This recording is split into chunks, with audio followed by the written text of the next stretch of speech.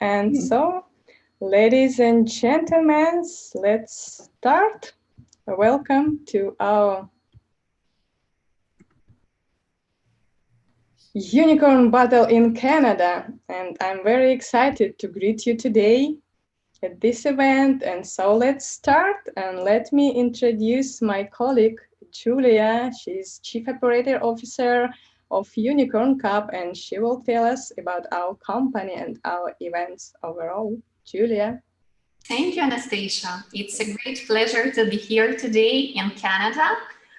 Though virtually, but under the circumstances, it's a great opportunity to travel globally and to organize Unicorn Battle in Canada. So we are thanks our sponsors, our global platinum sponsor, Network VC California Seed Fund, and our global golden sponsor, ICU Ventures. ICU Ventures is a Kiev and London-based venture capital fund that invests in technology companies with ties to Central and Eastern Europe, focused on helping ambitious founders build global businesses. ICU Ventures makes late seed and Series A investments across the tech spectrum. And we are thankful to our global silver sponsor, Silicon Valley Syndicate Club. So I would like to pay your attention that the winner of today's Unicorn Battle in Canada, together with the winners of all our preliminary events, will join us at Unicorn Cup Finals. So it will be 3 days of pitches. A special day for Asian audience on Hong Kong time, special day for European audience on London time zone, and American day as well on New York time zone. So please join us in this gala event. So during this season, we conducted events online in 27 countries and 50 major cities. We have screened more than 3,500 applications and selected best startups to pitch live at our finals. So join us for this great event. And what is more, so starting from the fall, we are starting vertical unicorn battles. So it will be dedicated to certain industries. And we will take on board only 4 partners because our event will be dedicated to 4 industries. So feel free to contact me or Anastasia in case you would like to become our partner for these upcoming events. And now I would like to introduce you to our company. So we are a smart ecosystem that consists of several online and offline platforms for startups, investors, business angels in a single business space. So it makes possible to solve quickly and efficiently any problem concerning innovations or startups. So the core of our ecosystem is startup network itself. So it's a marketplace where startups can publish their ideas and promote them. And where investors are to just a moment, mute. And investors could publish their investment opportunities and also look for great deals. So we are growing fast and globally, and we are inviting you to join us and to be a part of this global movement. So the oldest part of our ecosystem is Unicorn Battle.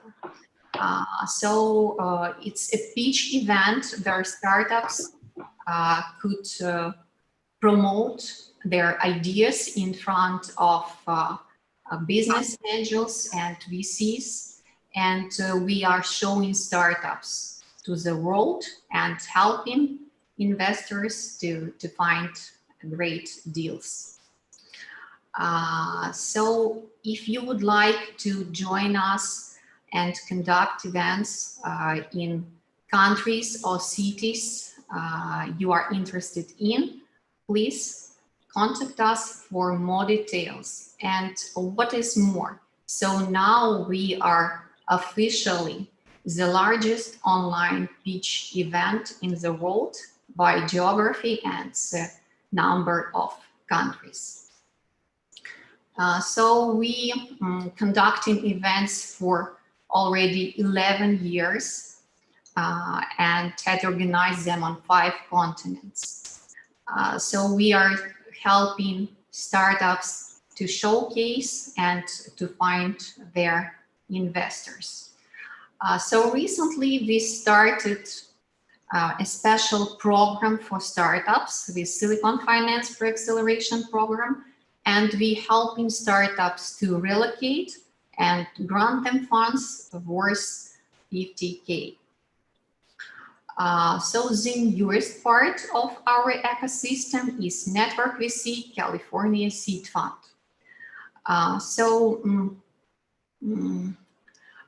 We are with Network VC California Seed Fund. We participate as an investor in our pre-acceleration program for the chosen startups. And the second strategy, so to be a lead investor in our Silicon Valley Syndicate Club. So Silicon Valley Syndicate Club, it is a special structure that allows venture syndicates for different startups be easily organized. And now any investor starting with the check of 10K could join our club. In case you would like to become our partner and get more information on how to lead the chapter in your region, feel free to contact us.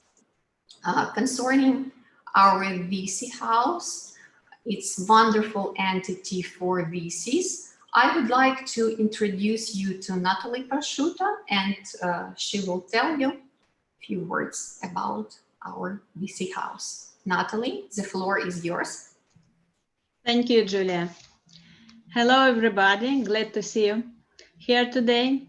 I'd like to introduce you to our new project, VC.HOUSE. This is an invitation-only online community created exclusively for VCs. It is a platform where VCs from all over the world can exchange deals in which they participate as active investors.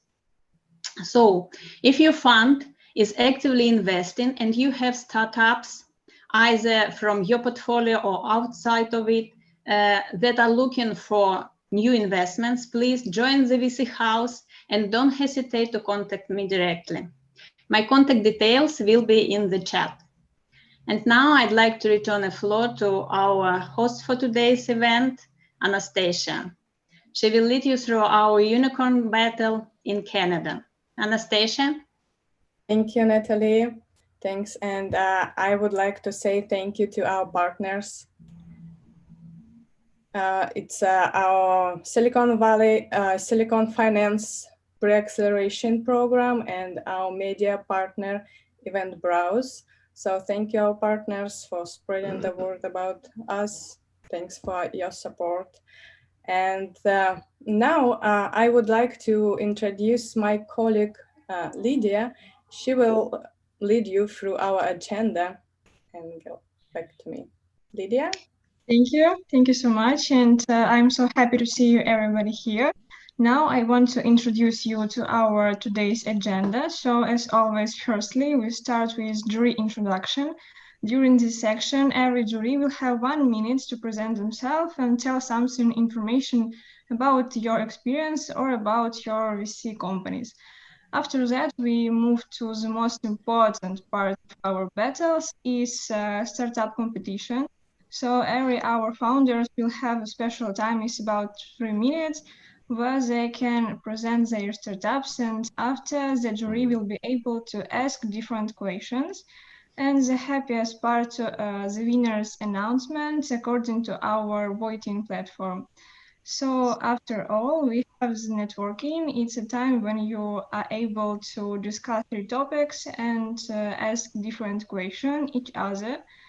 You're welcome also to chatting in our Zoom, so feel free and thank you so much. I'll go back to Anastasia.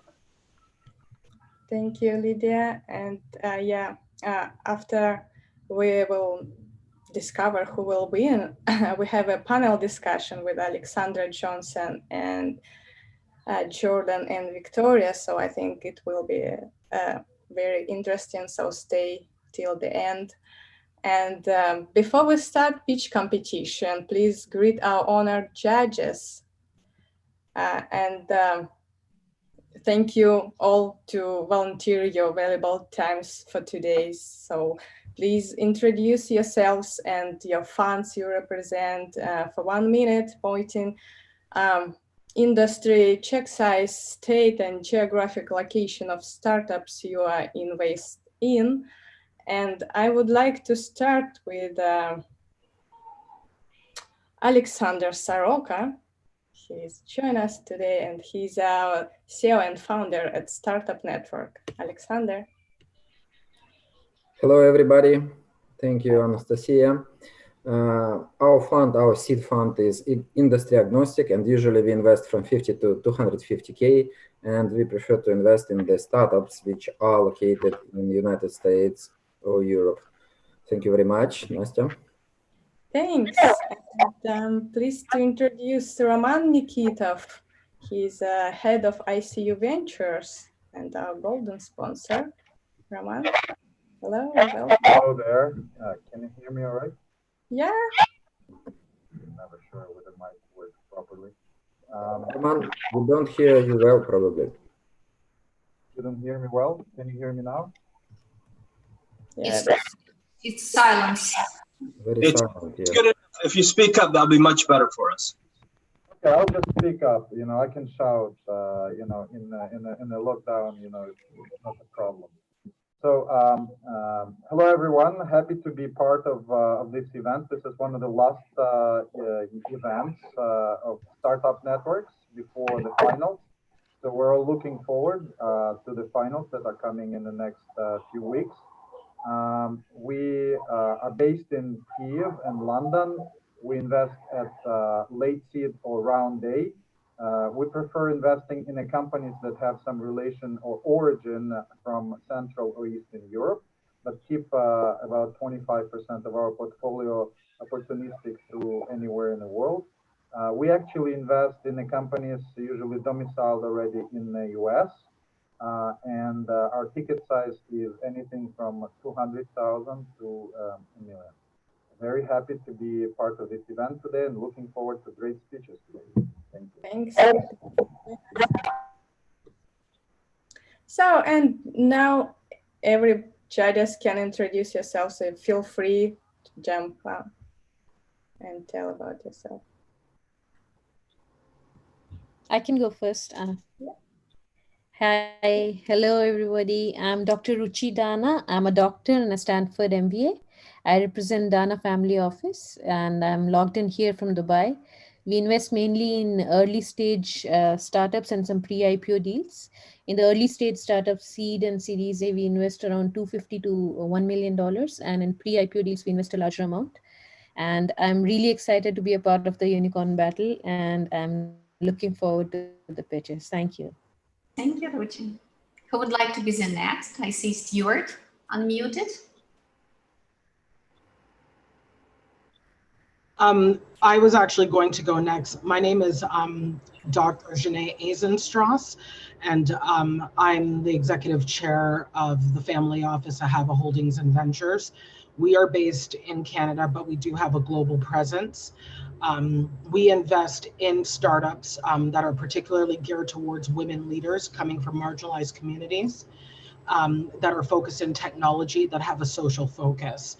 And so we have an impact fund of $250 million that we're deploying globally into women's women's businesses. In addition to that, we also have a virtual accelerator and incubator that we do a co-found that takes where we will assume the entire project for the technical build out while taking it directly to market for the women leaders. Thank you for joining us. Thank you. Welcome. Who would like to be the next, please? Okay. Hi, Anthony Shadim with Green Sky Capital. We're a Toronto-based fund, so we're a Canadian VC, currently investing out of Fund 3. Ticket size about $500,000 to $1 million. So we like the seed, early Series A stage. Very focused on B2B ventures, industry agnostic, but tend to invest in companies that are backed by predictable science and technology. Also have an affiliated angel group that tends to co-invest with us in some deals. Thank you, Anton. Preeti, please go ahead. Thank you very much. Hello, everyone. My name is Preeti Chaudhary, and I'm a regional venture partner for a bunch of venture capital firms and angel investors. I'm based out of India and logged in from India today. Thank you, Startup Network team. It's great to be back, and I'm looking forward to today. Let the conversations begin, you people. All the best to everybody participating today. Thank you very much. Thank you. Who would like to be the next? Yeah, Kelly, please. Hello, everyone. My name is Kelly Law. I am the founder and the investor at Mans International. We have office based in Toronto, Canada and Shanghai, China. Thank you, Startup Network, for inviting me today. So we are interested in tech companies with AI and IoT solutions for the manufacturing and healthcare sectors. We have helped them rapidly grow their business in North America and Asia, especially in China, Singapore, and South Korea, through our strategic investment and global corporate resources. So I would like to wish every startup that participates in the pitch competition today a great performance. Thank you. Thank you. Thanks for joining us. Hi, maybe I'll go next. Yeah, Jessica. Sure, Jessica, go ahead. Yes. Hi. Yeah, my name is Jessica Wang. I'm the partner at IMP Capital. So IMP Capital is a global venture capital firm with offices and networks in Canada, Australia, China, Germany, and the UK. So we are a very precise, opportunistic investor. Invest in early stage companies looking, we call it, to invest out unicorns, i.e. Early stage companies in a huge sector, in a big runway, a growing industry, who's looking to disrupt the technologies and business model and become industry leaders.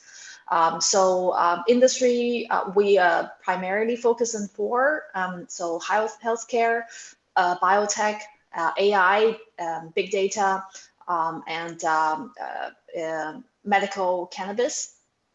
And also, lastly, we call it sort of all-in, like advanced manufacture, robotic technologies. So our check size, we're very active investors. So we work with the company throughout the rounds. So our check size has ranged from 100,000 to over 5 million. Thank you. Great to have you on board, Jessica. Thank you. Thank you. Hello, everyone. Let me break into the show.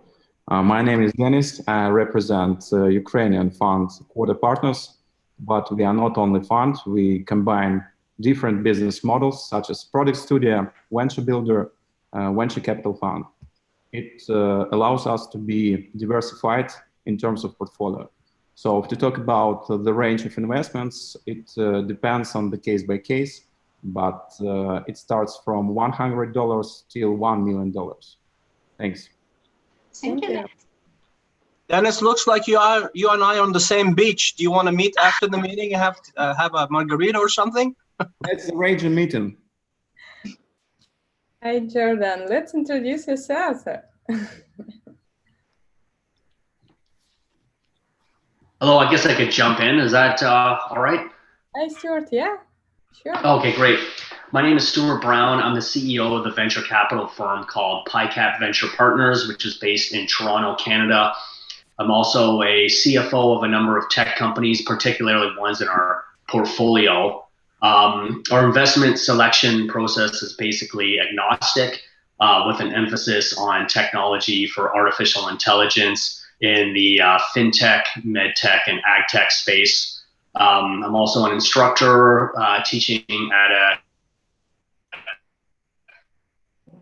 MBA and Master Finance program in Toronto. And I have an analyst here with me who works at my firm. His name's Ronnie in the entire thing, so he might be able to, he will be able to sub in for me and take over my judging role in terms of asking some follow-up questions and what have you with the companies if needed.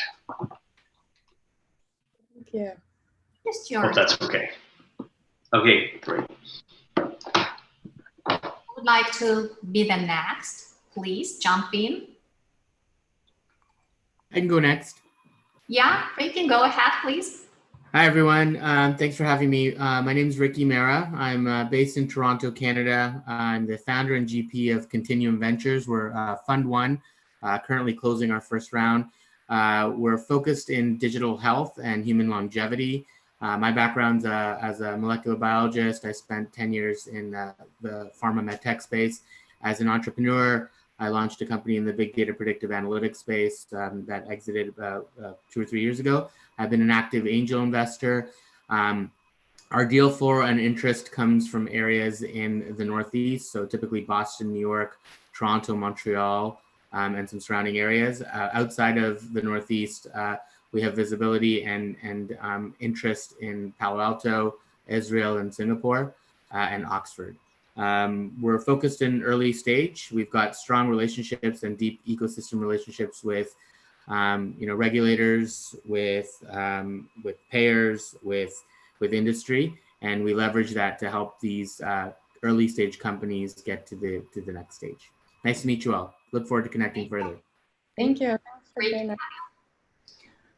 Who would like to be the next? Maybe I'll go next.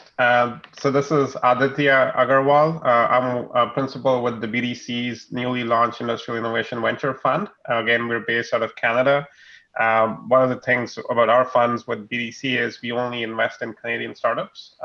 So this fund is a $250 million fund specifically focused on ag tech, advanced manufacturing, and extractive industries, which includes oil and gas and mining. So we're looking at not only just your traditional enterprise B2B software as a service companies, but we're also open to investing in hardware and hardware software combinations as well, including deep tech. Considerable check sizes, anywhere between 4 to 10 million. So it's Series A stage and later. But we do have a few dollars parked for seed stage investments up into about 4 to 6 companies. The check sizes will range from 1.5 to 3 million. Thank you. Great to have you on board. I would like to be the next. Hi, everyone. My name's Matthew from Calgary, Canada. I am an entrepreneur turned angel investor and venture capital scout. I also work as a startup consultant working with seed stage founders on everything from marketing to product development, recruitment, and fundraising. I've invested personally in over 35 startups with a focus on seed stage software and technology companies with check sizes ranging anywhere from up to $30,000. Thank you, Matthew. Great to have you. Who would like to be the next one, please? Jump in. Who would like to be the next one? Don't hesitate, Olga. To be the next too. Who would like to be the next? Last chance to introduce yourself. I can. Hi, I'm Guillaume from Validate Venture Partners, and I mostly work with startups to help them gain more traction, usually from the US or from Europe. And ultimately, the goal is to help them get funded. And in most cases, it's either in the seed stage or Series A, and maybe Series B, but usually stick to that range. Thank you so much for joining us. So, thank you for having me. yeah. I'll go next. Jordan, go ahead, sir. Yeah, Jordan, go ahead. Very well. This is Jordan Wabe with Silicon Valley Venture Group. Always a pleasure to be here. I'll speak to the companies that are pitching. You probably have heard everything you need to hear. For today's session, I think you have a great set of VCs and investors. What makes a VC happy in the Q&A session is brief, concise, and to the point answers, and no bullshit. Don't try to avoid answering a tough question. Be factual, be truthful. If you try to dance around it, you lose credibility quickly. During the presentation, you practiced, you're gonna do a great job. If you blow it, it's not gonna be the end of your company, so give it all you got. Thank you again for having me. Silicon Valley Venture Group, angel investment and business development. We invest 25 to 250K. Tech companies, what we call on relevant to humanity, important to humanity. So all tech, absent all the silly foo-foo stuff, the social media, the sharing of food, the dog walking. We look at health tech, fintech, manufacturing, IoT, smart cities and the like, and a wide range of other technologies. Hopefully you do a great job. And for the Canadians, I'm glad you've closed the borders. You're making us feel how we in Mexico and the rest of the South American feel. So we won't take that too much into consideration when I judge you today, but I will remember. Thank you, Jordan. Thank you. Sorry, is it okay if I introduce myself? Yeah, sure, go ahead. Perfect. Hello, everybody. My name is Ronnie, and I am actually an analyst at PiCap Ventures with Stuart. And I just wanted to make sure that I introduce myself so everybody knows who I am as well. So I'm currently a summer analyst at the Schulich, and I'm studying at the Schulich School of Business. And I'm very excited to join everybody in this event and really excited to see the pitches. So thank you for having me. Thank you, Ronnie. Please rename yourselves because we have two Stuart. And yeah, of course, of course. Thank you. Thanks for joining us. May I jump in? Yeah, Evgeny. Hello, everybody. My name is Evgeny. I speak on behalf of IXD Capital. We are an impact evangelist bringing together capital, businesses, and innovations. So basically, we match sustainable projects from pre-seed stage down to Series B with impact investors across the globe.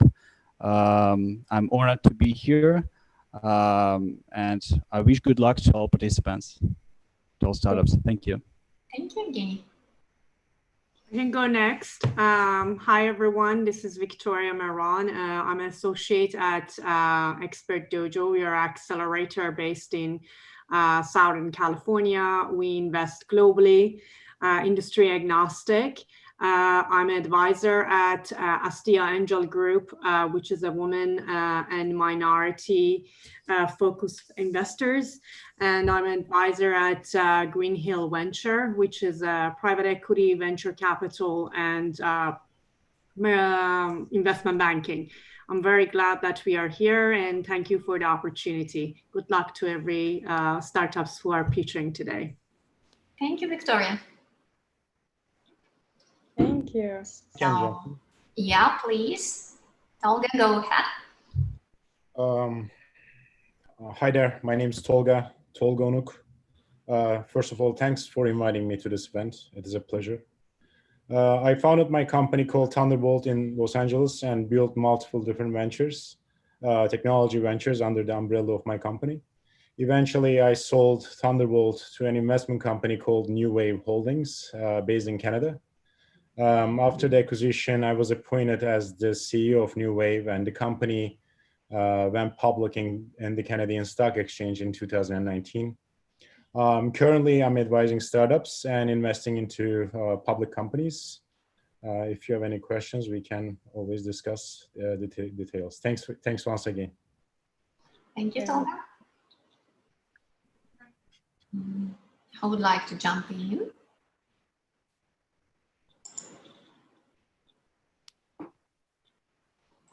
So then let's move next. So yeah, if nobody wants to introduce yourself, so yeah, please Judges, this is information for you. I would like to explain how to vote. So you just have to click your link you've got on a mail, and to get access to profiles of today's presenters, you have to put marks depending on the investment potential from 1 to 5, where 5 is the highest mark and the 1 is the lowest. So you just put the marks on each startup and don't do anything else, no confirmation buttons. So you can change your mind and change your marks before we close the voting. So if you don't have link for this voting process, please tell me or Lydia, our support, so we can help you and resend this link. So just let us know and we will support you. And this is information for our attendees. Thanks for joining us today. And you have a great opportunity also to support startups and just log into our website event page and put your likes to startups you like and support them. So, and based Anastasia, on this is Jordan. Yeah. Just Yeah, for Jordan? clarity, we are voting based on the investability of the company from their presentation. We're not voting on the presentation. Is that right? Yeah, on potential. So, yeah. So, based on the results of judges' online voting, one startup will be chosen as a winner of today's Unicorn Battle. And so please welcome our startups. And so for startups, each founder will have 3 minutes to pitch and another 3 minutes for questions, comments, or feedback from judges.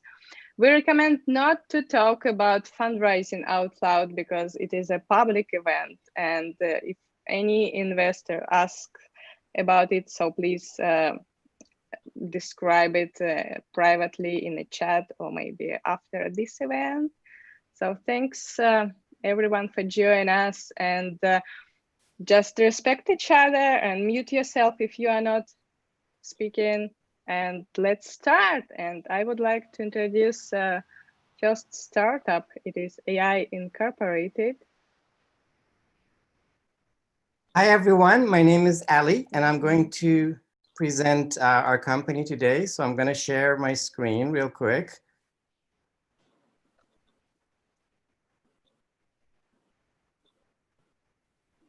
Okay, I will put a timer for 3 minutes and go ahead.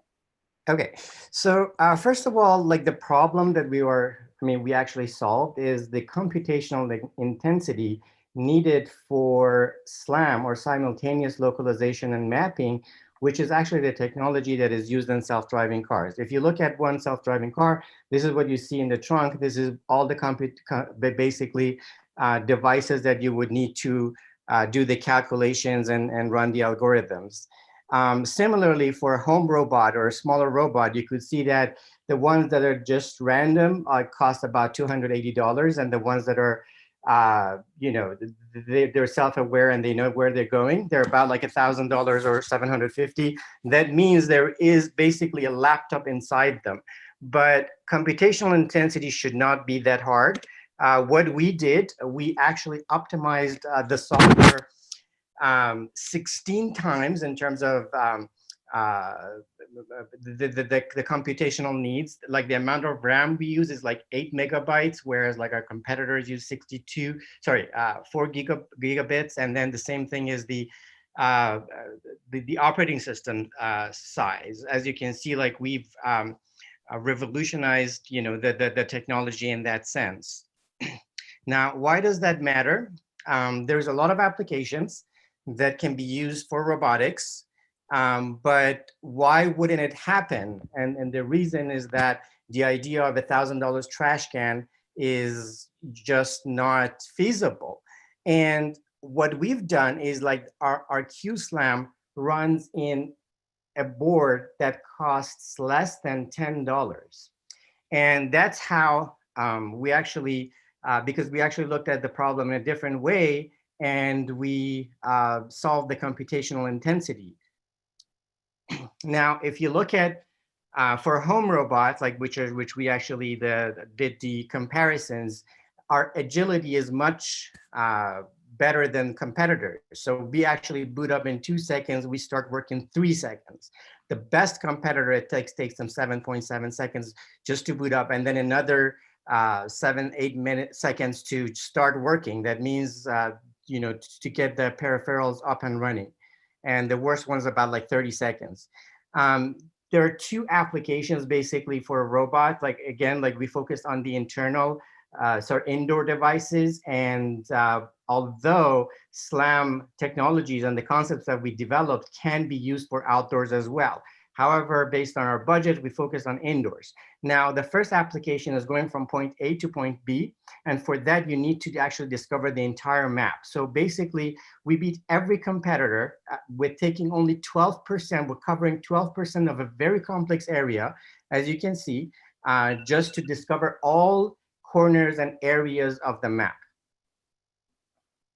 And for a coverage application, we actually use the commercial robots to show that coverage, which is like another application for path planning. So basically for path planning, you have 3. It's coverage, it's point to point, and then it's like patrolling, going to every room or every environment and then scanning and seeing if there is a device there or not, or for security reasons. So for coverage, we also beat every commercial robot that is out there. And again, this is our layout. And what that means is that, why is that important? Because we believe that QSLAM will do to robotics what MP3 did to digital music. It's basically SLAM technology and navigational technology that can correlate and collaborate with other devices. And that means, like, because if the amount of information that you're transferring is so small, many devices can take part in that and exchange their maps and what they see and what they observe. And therefore, you will have very advanced devices. We've actually run simulations. Ellie, your time is up, so please just finish. Yeah. That's all. Okay, I'm good. Okay. So any questions? Listen, you didn't give us most of the story. Give us the key things. What's your traction? What's your exit? Just hit 2 or 3 key things real quick, please. Sure. Basically, we have licensed our technology in December 2019. We sold 23,000 licenses. We have, our contract is basically 100,000 per year. We are talking to our second customer right now, and we are actually in discussion with them. Again, we expect 100,000 licenses to them as well. We were founded in 2016, and we developed the technology over about 4 years. All right, thank you very much. Hi, Ali. Can you speak to the competitive landscape at all with regards to other companies that are doing similar things? I know like Quanergy, for example, has LiDAR applications, and then obviously there's the big ones like Tesla. Yes, absolutely. So basically, we focus mostly in indoors applications so far, although our algorithms are applicable because the amount of computational intensity that we save that relates to the algorithms. There are companies that have the technology for themselves, like, for example, iRobot and Nito and the ones that I've shown. But there are companies that actually also, it all is the same technology, whereas like the application is different. The ones that actually license their technology to others, there are about like 4 or 5 of them. And in terms of computational intensity, whether they're big like iRobot or they're small like our size, or like this license like to smaller companies like us, they all use gigahertz processors. And that means that the cost of the board and the solution is by multiple times larger than ours. So basically we beat them in price and also in efficiency. And what we call computational agility means that a lot of videos that you see in robots, like I was looking at the robots that goes into Walmart and scans the shelves, but once you go in front of it, it will take some time for it to recalculate its path. And then when the person moves, it still doesn't know the person moved, and still it will go the same path that it calculated. And by the time that it gets there, and then the person has moved to another location, this is like not agile. And that's exactly the problem, that robots are not doing what they're supposed to do, and they're not in our lives today. What we solve means that the more, processing power you throw at it, like depending on the application, it will use all of that. It can use all of that, but it doesn't need that. That means you could either save cost, or it can be like extremely agile. Thank you. So, Thank you, Ali. Your time is up. And if you have any questions, you can discuss it in the chat. Yeah. Sorry, we have 10 startups today, and yeah, we have go next. Next startup is InstaHub.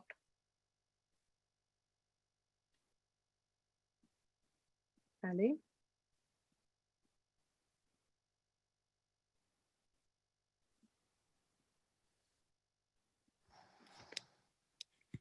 Please unmute yourself.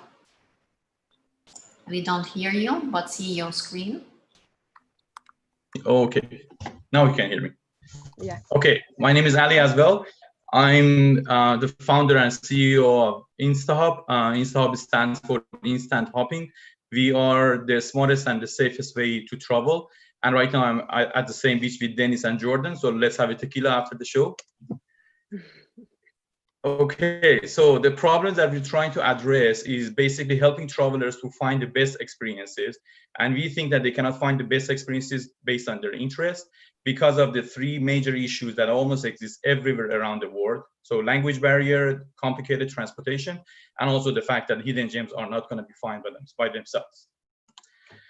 So solution that we are the first real-time travel service on earth where really we're thinking as instant and real-time as Uber is, but just focus on travelers.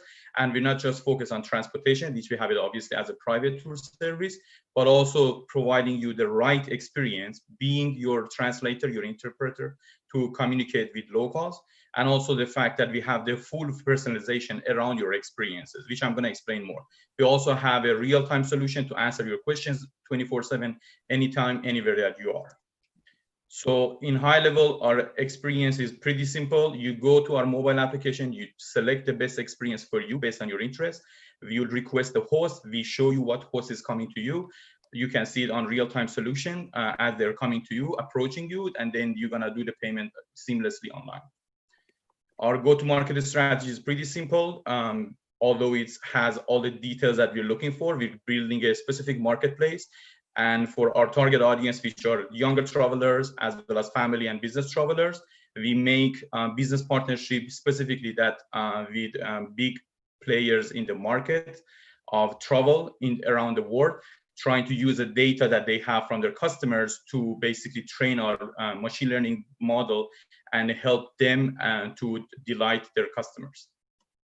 Our target market is global travelers and local hosts. It's a marketplace. We're looking for global travelers who are looking for unique and authentic experiences based on their background info, and we connect them to the best local hosts who have a vehicle and they're looking for sharing their passions with some financial benefits. Our competitors are generally focused either so much on itinerary, such as big players like these guys, or super focused on the host. Our solution is basically to have both of them, have the itinerary in general as a general template, but help the host to customize your experience based on the information that we have from you. Our addressable market is $52 billion right now in specific 30 regional hubs around the world for our free customer segments. And our financial projection for within the 4 years, we want to be a unicorn based on our projections. And our vision is to personalize experience and globally, instantly for every customer. And here's our amazing team. On the top row, you can see the co-founders, and on the row, you can see our team overseas. Thank you very much. Thank you. No, any questions?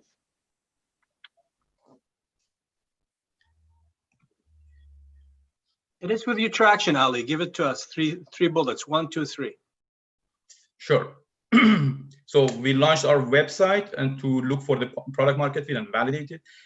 We generated $10,000 in the first month till by end mid-January. Once we validated the product market fit, we started building our mobile application. That's what we are building right now. For the last 4 months, because of pandemic, we have paused the marketing and operation, but we've been building the technology.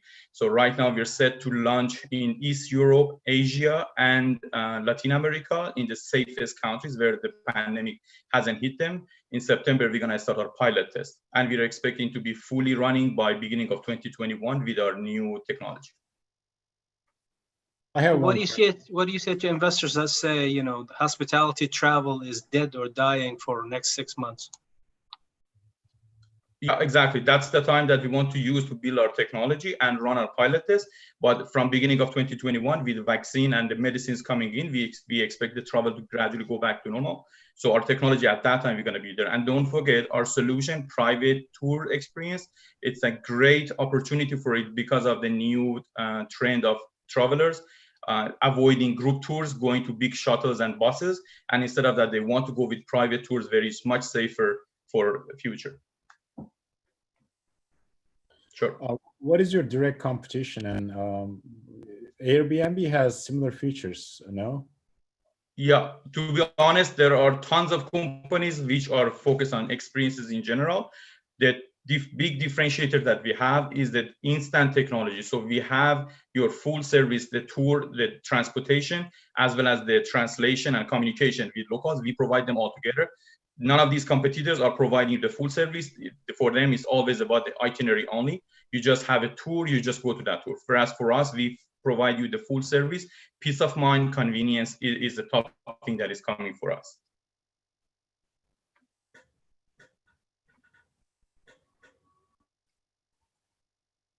Can you quickly outline the business model? For sure. So the host comes on the platform, they create a profile, we create the experiences with the host and train them to be the best host for that experience. The travelers request them to go to that experience. We match them with the closest host that is available right now with the vehicle, and then they're gonna go out together to the experience and come back. The payment is done seamlessly. We have a 20% commission on average right now. We want to increase it to 35% in the next 4 years. And the host sets the price? We set the price, but we set it so that the host is going to win enough money in the experience that they're very much willing to go to that. For that, they also get tips in the end, which is a major extra income that we don't have any cut on that. Thank you. Sure. Thanks. Thank you, Ali. Thanks for your presentation. Thanks, everyone. Yeah. So you can share your information, your contacts in the chat for all participants. And we're moving next. And the next startup is Open Payments. Hello, everyone. My name is Vikas Gupta, and I'm the founder and CEO of Open Payments. During the last few months, a lot of businesses Vikas, you didn't share your presentation. Oh, it's not appearing? No. We see a Zoom. Okay. Let me try again. Yeah, try again, please. Oh, Can you see now? Yeah, now it's good. Very good. So during the last few months, what we've all seen is businesses globally have got impacted. But thankfully, there have been solutions like Shopify.com, where businesses have gone and moved their customers online and help serve their customers, remotely. But one critical problem that has been existing for ages and that has got magnified during these times is the accounts payable and receivable management for these businesses online is extremely challenging and expensive. They pay 3 to 5% of the top of the sales for every single transaction to their payment providers. And on top of that, pay very high banking fees to then manage their supplier and vendor costs. So if I tell you the solution to this problem could be creating a simple and easy but safe and secure platform to move money for both business and customer needs. There's actually more to solving this problem because you'll have to create a real-time compliance, risk, AML, fraud management platform in the most, competitive space in the world. You'll have to not just do this for domestic payments, but for international payments. You'll have to, manage some of the most complex business payments like splitting a payment, bulk payments, recurring payments. And you'll have to do it in such a way so that businesses can take the solution and integrate into their existing infrastructure. But the real beauty of open payments lies in it brings a totally omnichannel experience for these businesses. So you can integrate into point of sale systems, mobile wallets, mobile applications, and even web applications. You can actually move money on our platform as simply as sending an email or a text message, or even using a QR code. And the best part is we secure every single payment using our proprietary tokenization mechanism. 90% of the payments that go through our platform do not require any manual intervention from our middle office or back office teams. Let's talk about our growth so far. So far, we've been helping businesses solve real-time payment problems for fintechs. We've been able to solve large cash transaction problems for businesses, not just domestically, but internationally. And we've also solved complex payment problems for businesses like marketplaces. We're on target to reach our first 1,000 customers by the end of 2020. And we target a goal of moving $1 billion of worth of money in the next 3 years. We really believe that we're transforming the way businesses think about moving and managing their money. Me and my co-founder have a combined experience of 25 years of payment experiences, transforming such business models for some of the largest payment enterprises across the globe. And we really feel we can make a difference in the payment space. Thank you for your time today. I'm happy to take any questions. Thank you. So any questions or feedback? Yeah, I have a question. Sure. When you mentioned tokenization, does that mean blockchain? So we do manage all the settlement and clearing using our blockchain technology, but the tokenization would be more on the user experience side, where we would be tokenizing using things like biometrics, liveliness, using OTP methods and some of the other ways to tokenize the method. And we will also tokenize every single payment dollar. So let's say if you're doing a $50 transaction, only that part of the transaction gets tokenized. Can you just walk us through the blockchain aspect of your solution? Sorry, come again? Can you walk us through the blockchain aspect of your solution? Yeah, absolutely. So our blockchain technology is also built in-house. We are creating an enterprise level private blockchain. So we are able to bring a high throughput blockchain solution into the picture. We are currently working on some of the more scalability, high performance, availability aspects of this blockchain. We have tested the blockchain for 100 transactions per second, which is phenomenal when we compare to the existing solutions. But with the new investment that would come in, we would be hoping to invest into some of the infrastructures to help test it to up to 1,000 transactions per second, which would be phenomenal for such solution. All right, thank you. Yeah. I'm a little lost. Why are you inventing another wheel? Sorry, how do you mean? Do you need to have your own tokenization technology? Is this relevant to your success? Yeah, absolutely. Because the current existing technologies are only limited to credit cards. So if I'm, bringing a QR code solution into a point of sale, where if I'm going to a mom and pop shop and giving him a point of sale solution on their mobile apps, then I need to create a tokenization for the QR code mechanisms. Same goes for online transactions. There's only ways where you can do tokenizations for credit cards, but nothing for something like a direct money transfer from your bank account.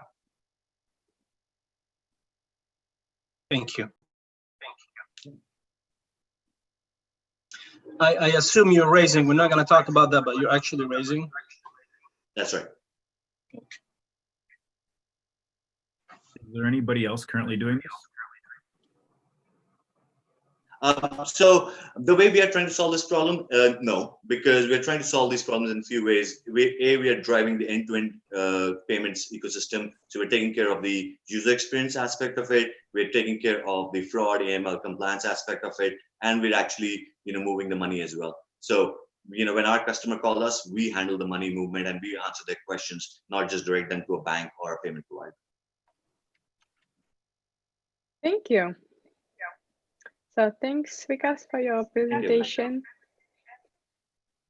And we are going next. So just quick reminder for judges, please vote for each startup. If you have any concerns, just let us know. And the next startup is MetaVest.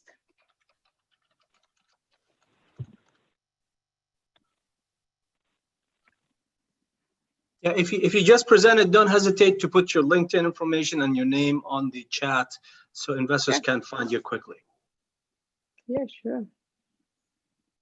Thanks, Jonathan. Perfect. Can you guys see my screen?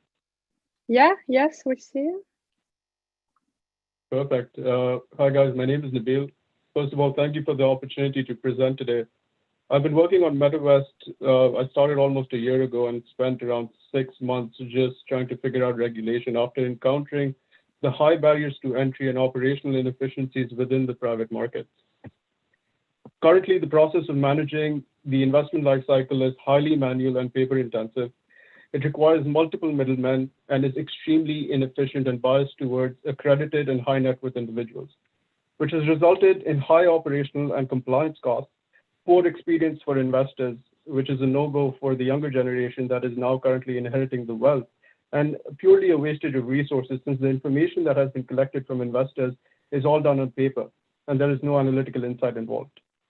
Just to illustrate this example, in a recent conversation with one such exempt market dealer in Canada, they confessed that before onboarding an investor, the investor had to come to their office and spend 2 hours just filling out forms. They collected 150 data points and essentially were not able to do anything with it. And also, they're heavily reliant on their dealer reps, which have a churn every year. And whenever they go, they take their investors with them.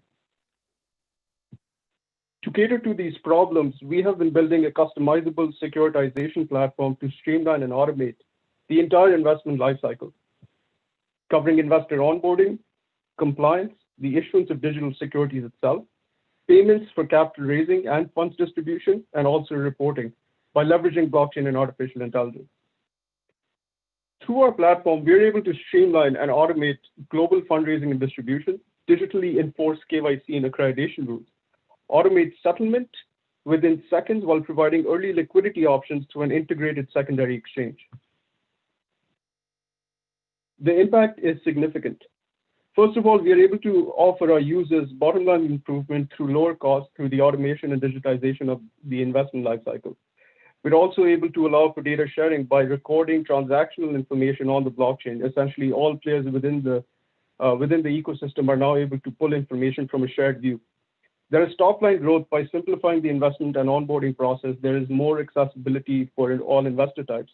And by digitizing this entire process, we're also able to harness analytics while providing increased liquidity. In terms of the use cases, I started off this journey by looking at the real estate space, but essentially what I've come to realize, industries which require raising capital in a compliant manner and want to drive down costs would be able to leverage MetaVest. Only in a month and a half since we have gone public with the company after building our MVP, we have seen interest from angel investor groups, real estate investment companies, exempt market and broker dealers, private equity groups, and are also looking at other opportunities in the community bond space, impact investing, and a secondary market for life insurance, very interestingly. Here are some of the product features that we have. We leverage blockchain and artificial intelligence for our platform and are able to provide an end-to-end solution for the entire investment lifecycle. Here are some of the key members of our team. I've been working at the intersection of business and technology. Leonard Edwin, who is our CTO, has been with the Hyperledger Foundation for the past 4 years as a blockchain solutions architect. Mr. Shakil is the lead on our development team and has a PhD in cybersecurity. Adav and Charles, who lead the sales efforts over here, have been involved in the real estate space and also in the capital raising space. Mr. Bashir Fancy, who is currently on our board of directors, was ex-EVP at Visa and Air Canada. And just to give you a little bit of context, the World just Economic quickly, Forum, because yeah, time is up. You can just finish quickly. Yeah. So in terms of the market outlook, 10% of the world GDP would be stored on the blockchain by 2027, and this is really the market that we are catering to. Thank you. Looking forward to your questions. So, any questions? Oh, feedback? I didn't quite get where you are in terms of product and stage. I'm not sure what your current status is. Can you clarify? So absolutely. We've recently developed the MVP, and we've only been in the market for a month. And we've been having a lot of conversations. All of our sales are B2B, so we're currently looking to get on our first client. How many users do you have? I do not. We're working towards getting our first client right now. Okay. Tell me about validation, user validation, please. Absolutely. All of the companies that we have spoken to, there is a clear need for something like Metaverse because their process is currently manual. The exam market space in Ontario alone raised around $90 billion back in 2018. And this has been rising. How many companies did you talk to, sir? I've talked to almost a dozen companies, which include exam market dealers, alternative lending companies, in insurance provider, and also the community, certain companies within the community bond space. Thank you.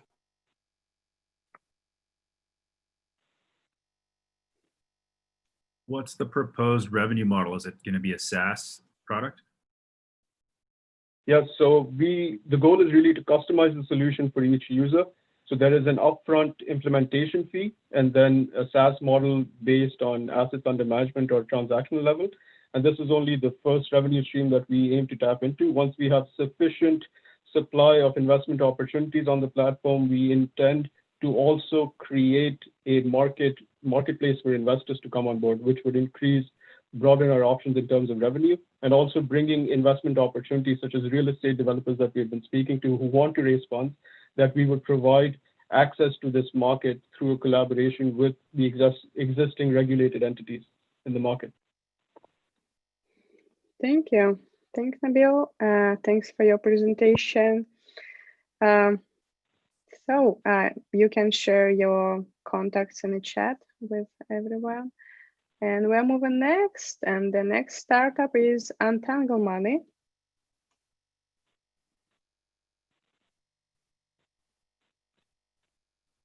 Hi.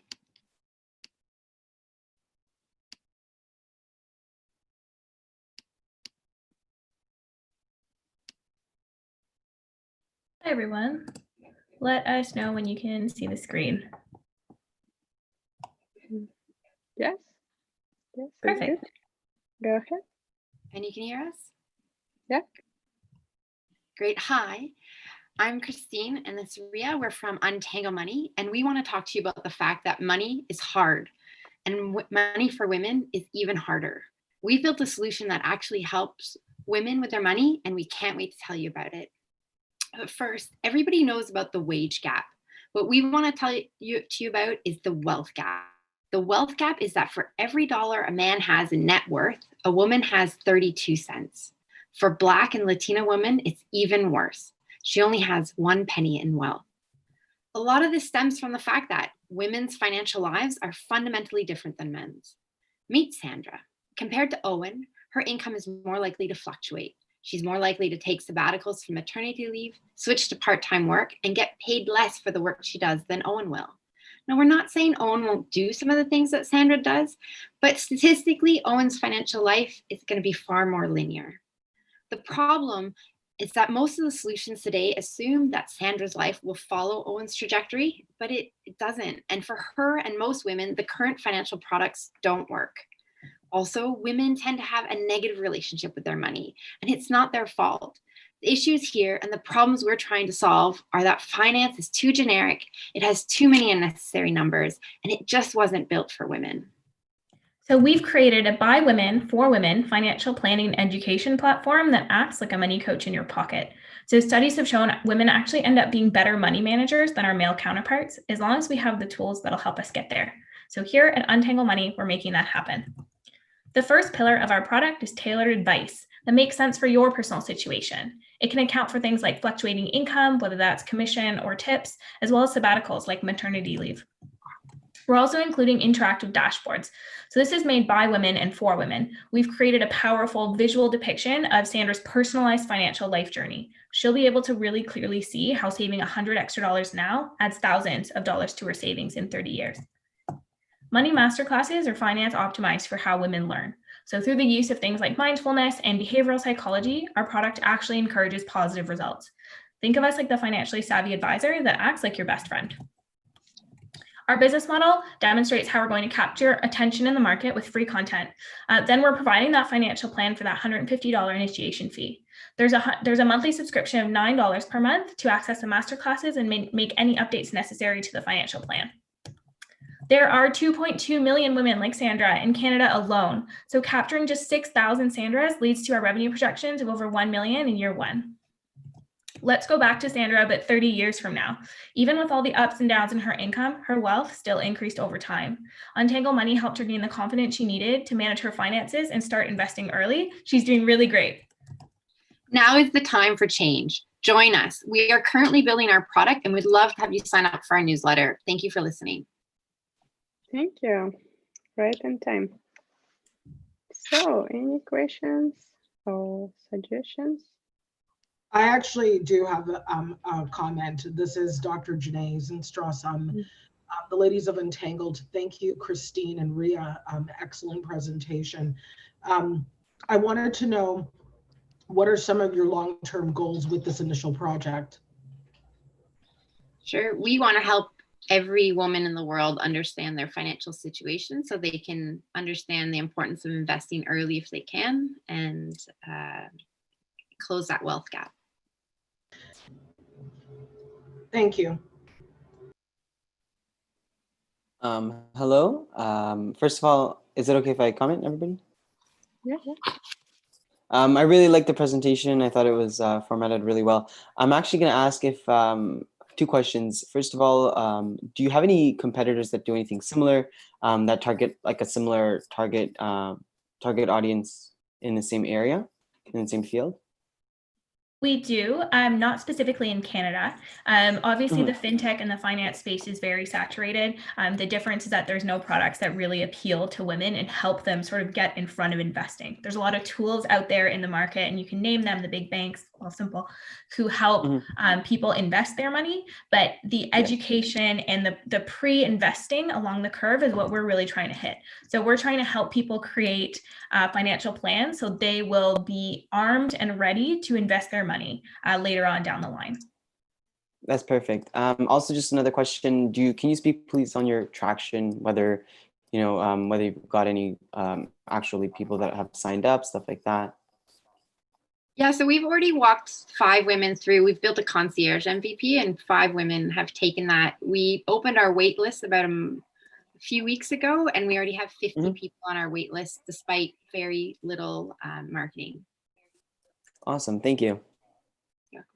We also have over 200 signups on our newsletter already, so we're already developing that community that we're really hoping to draw our customers from.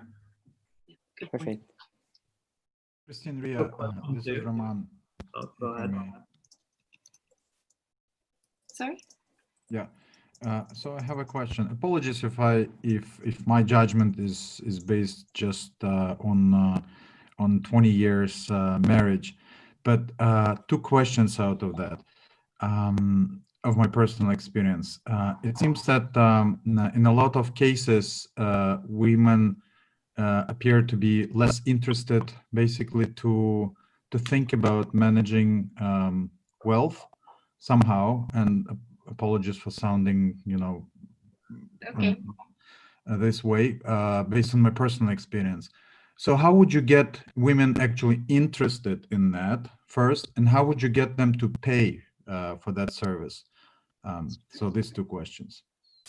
So on the first question, over 90% of women will manage their finances at some point in their life, and we're hoping to target women early because time is the biggest factor. Like how long you're invested for is the biggest factor in what your retirement wealth will be. So we actually want to target women who are in their 20s, and we find there are critical inflection points where we've been attracting women. So either after they graduate and they get their first job, it's a time when people really think about money, and then again when they divorce or looking at other life changes. These are moments, and we will specifically be targeting them at those moments, these life changes when suddenly, or a death of a spouse, suddenly they're going to be looking at being a novice and having to deal with all the finances. In terms of payment, we haven't struggled with any payment issues yet. So I'm not sure what you refer to that in that, what you're referring to with that question. I mean, your service should be subscribed, I imagine, and paid for. So, I mean, two questions that I had is how do you get interested in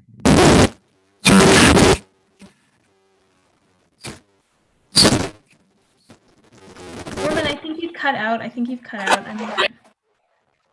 Roman, we can't hear you.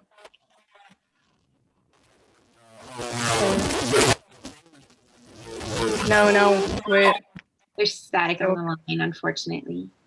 We're happy to connect afterwards. We can answer all your questions. We have a larger picture as well.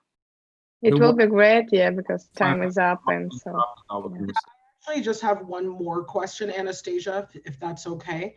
For just very quickly. I know that the platform is geared towards women in their 20s, but we've seen an onset in the educational system in parts of Canada where they've already started teaching younger children about money. Is this going to be a platform that will be expansive to connecting with younger people even before their 20s? Oh yeah, I mean, we would like to connect with women all across the entire spectrum. Our next port of call would actually be older women, and then we would go younger as well. Okay, thank you. Thanks, Christian. So we are moving next, and the next startup is Humdinner.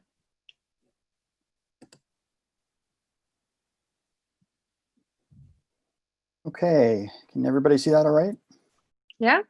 Okay, great. Hi, I'm Brett Gould with Humdinner.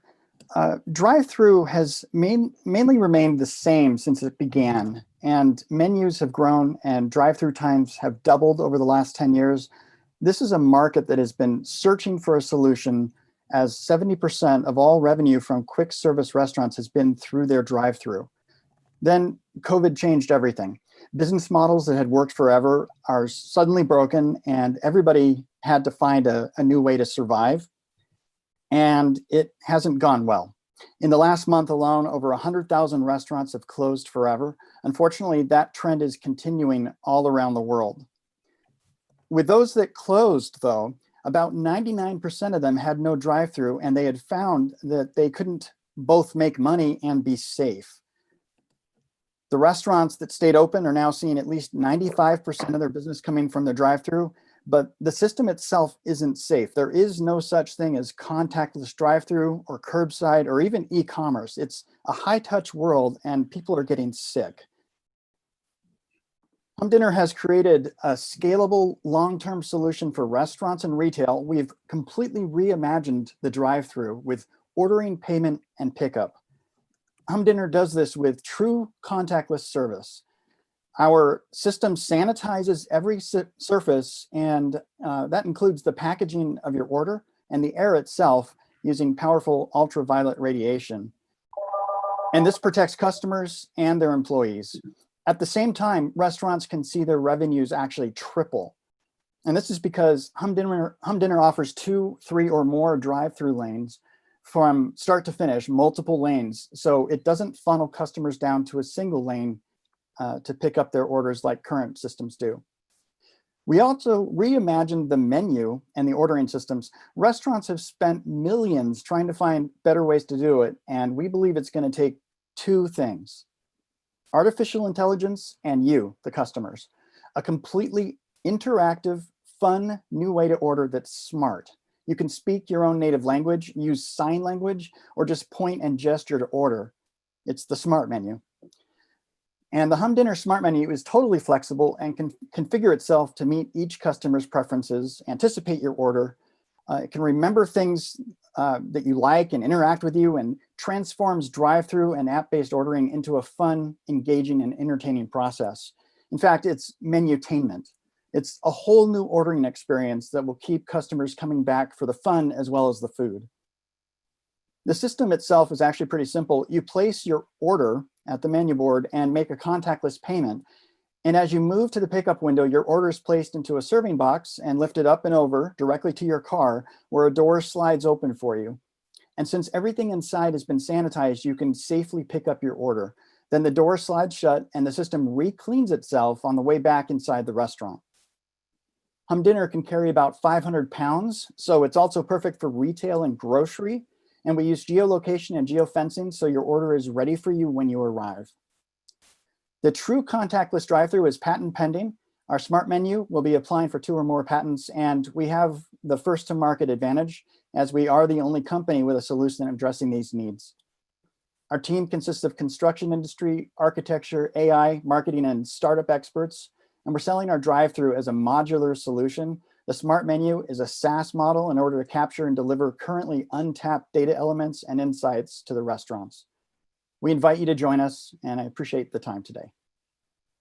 Thank you. So any questions or feedbacks? Is it Brett? Yes, it's Brett. We also have Kevin on here, who is the CEO as well. You are selling a drive-through to those restaurants? Correct. Okay. Well, how do you?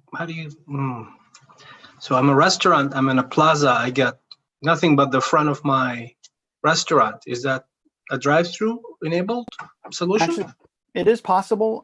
We do have a way to apply the solution to even to walk up for urban environments. But our primary target customer right now is the multiple thousands that are building every single year. Even right now during COVID, restaurants are being built throughout the US. So if we're targeting those builds, the new builds, but we can retrofit existing systems. Okay, so retrofit isn't your key market, it's going forward. It is a market for us, but it's not our key, correct.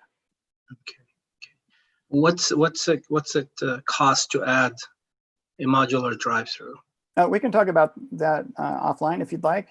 I mean, is it like 10K, 100K, 500K? What's the range? Well, to understand that, you need to know a little bit about the restaurant industry, because right now the only way that they can multiply their drive-through traffic is by building in another location, because they can't speed up their drive-through. It's actually slowed down. So their only other option is a multi-million-dollar build of another property, and that doesn't include having the real estate. Our system is selling for $250,000 a lane, and most customers are interested in 2 or more lanes. Thank you. Yes. Will you be really protected from competitors? I mean, how easy is it to copy your product for competitors? Well, there is protection under US copyright laws with the architectural designs. We've also got patent pending on the actual mechanism. It's a utility patent. And for the smart menu, there's several patents that we're pursuing. But will you really be protected? That's a good question, because those laws can only do so much. There's probably opportunity for competitors. However, this was something that was developed over the last several years. It was developed prior to COVID. And this year, when COVID emerged, we realized that there was an opportunity. Unfortunate as it was, we realized that this was a solution for a huge need, bigger than it had been prior to COVID. So, frankly, we want the technology to be out there. We want restaurants and retail to be able to go back to business as normal, or even increase it. And so we feel a moral obligation to get this out now. And you have not started to sell yet, yeah? We've just started selling. Actually, in the last few weeks, we've already got an LOI from a restaurant chain that is looking at possibly having us be utilized throughout all of their builds. And we're just starting with their flagship restaurant. Okay, thank you. Yes. Thank you. Thank you, Brett and Kevin. So thanks for your presentation. Thanks so much. Okay, and we are going next, and the next startup is Dola.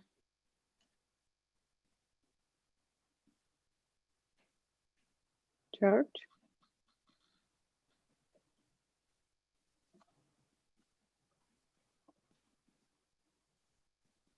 George, are you here? Please unmute George? yourself. We didn't hear you.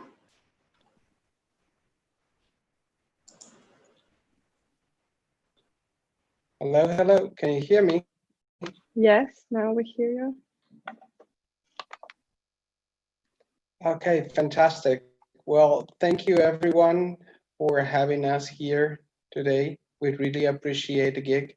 And well, I am hoping to introduce you to our humble project, whose name carries the name Dollar.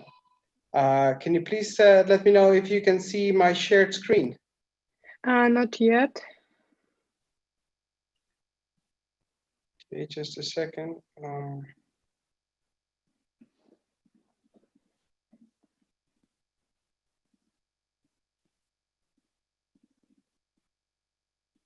I think it's a problem with the broadband.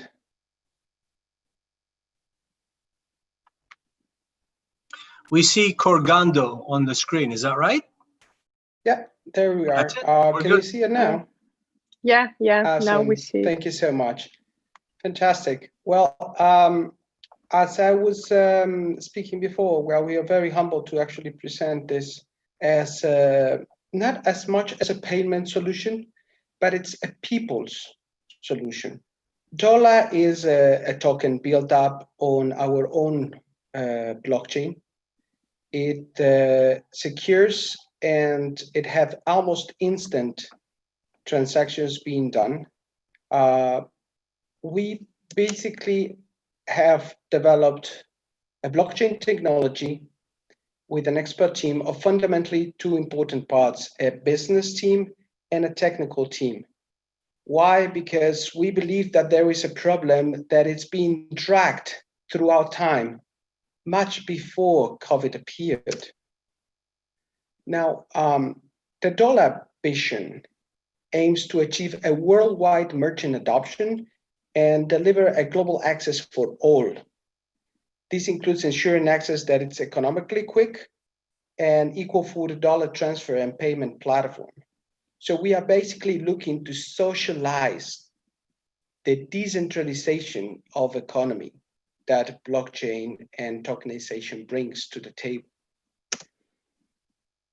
There is a global problem that needs to be treated.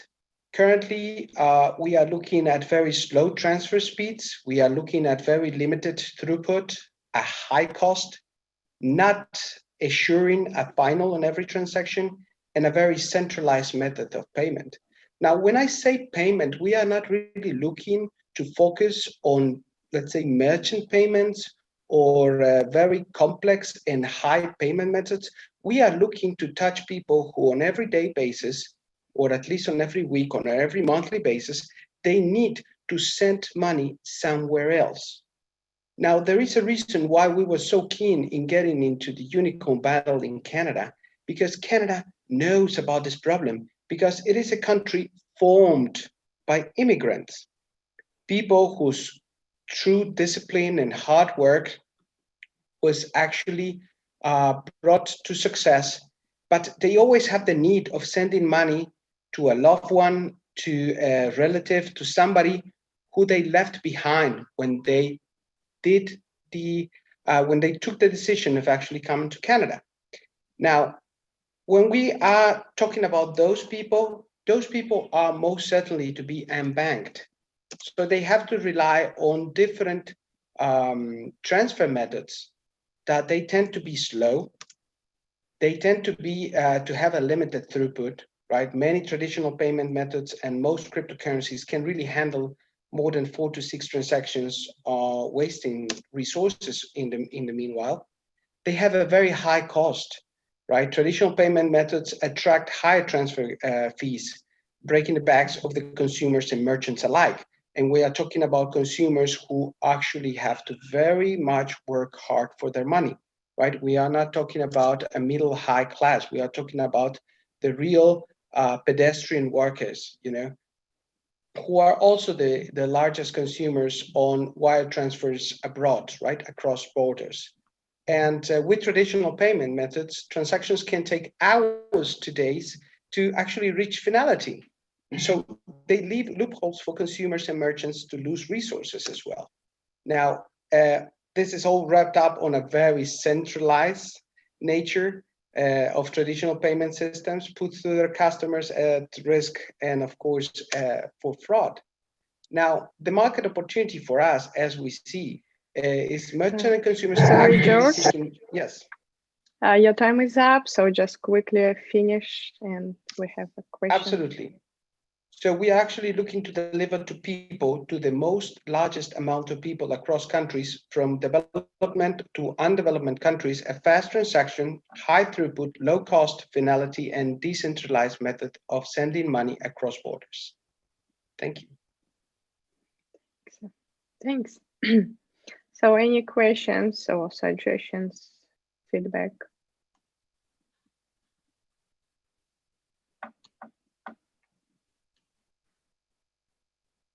No? So you can share your contacts, yeah. Yeah, just this is Jordan. Go ahead, sir. Yeah. Tolga, go I ahead. have a question, but I actually have a feedback. The brand that you have designed is very similar to Dashcoin. My question would be like, you know that Dashcoin, right? So do you think that there'll be any, problems with that? No, not whatsoever, because we have our own coding who has been built up from scratches using Haskell. And at the same time, the difference between Dollar and Dashcoin is that Dollar itself has in its corporate culture the people's needs to begin with. For example, why is the internet so slow? Because I'm actually in Bolivia, in South America, looking to close an agreement with the central bank here. And the same thing as my peers in Colombia, places like Pakistan, places where they have a lot of movement in immigration to, let's say, more developed countries. The idea is to have adoption where it's needed, not as a payment solution, once again, but as a people's solution for their everyday need.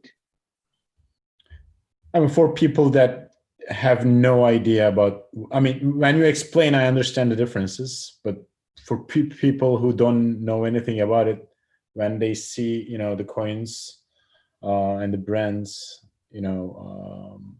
listed next to each other, in my opinion, they look very similar. So that's just my feedback.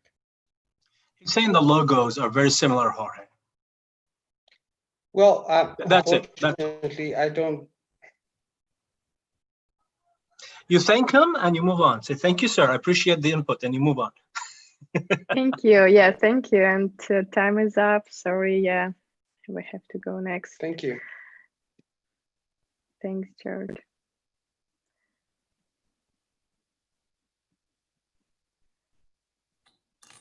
So please close your presentation. Okay. So, and the next startup is VC.HOUSE. Hi. Great. Let me present my screen to a full page. Can you see it? The problem slide? Great. Yeah. Perfect. Yeah. Awesome. Good. Cool. Well, hello, everyone. My name is Amy Ding, the founder of VC.HOUSE. We help turn renters into homeowners. Most of you today probably have a stable job, great savings, and some great credit as well. However, you still cannot afford a home. Does that sound familiar? The reality is you're not alone. Millions of Canadians are priced out of the housing market, and we're going to change that. Introducing VC.HOUSE, a tech-enabled rent-to-own platform that allows aspiring home buyers to rent their dream home today with the option to purchase later at a predetermined price. We help qualified renters purchase their dream home upfront, rent the home back to them on fixed monthly payment, a portion which helps them build up their down payment over time, and at the end of lease term, they have the option to buy back the home or cash out the savings. We are creating an alternative path to home ownership. Instead of leasing a car, why not rent a home to build wealth? And here is how it works today. We match aspiring homeowners, i.e. renters, with individual real estate investors. Those renters can pick any home for sale in realtor.ca. They can live in their dream home today, know exactly how much they will pay down the line, and spread out their down payment savings over the lease term. Likewise, real estate investors are attracted to our platform for three main reasons: a turnkey investment solution with savings on transaction costs upon exit, and more importantly, aligned interests with renters. We're currently targeting Greater Toronto area as a go-to market, and our target customers including young professionals, new families, and immigrants. We have 4 different revenue streams, a majority of which comes from realtor commission split and recurring 5% property management fees charged to investors. In terms of competition, we're not looking to replace conventional mortgage financing, at least not at the moment. There is a large underserved population that cannot get a mortgage today. 5 million single-family homes households are renting currently, and more than 2 million are creditworthy, and that is our addressable market. Compared with traditional rental operators, our offering is much more fair and flexible. On the other side of the border, Divvy Homes and Zero Down are piloting a similar model, and they both have raised hundreds of millions of dollars. That clearly showed a product market fit. Since launching in February this year, we have secured 10 individual investors, attracted close to 300 signups with minimum ad spend, less than $2 per signup.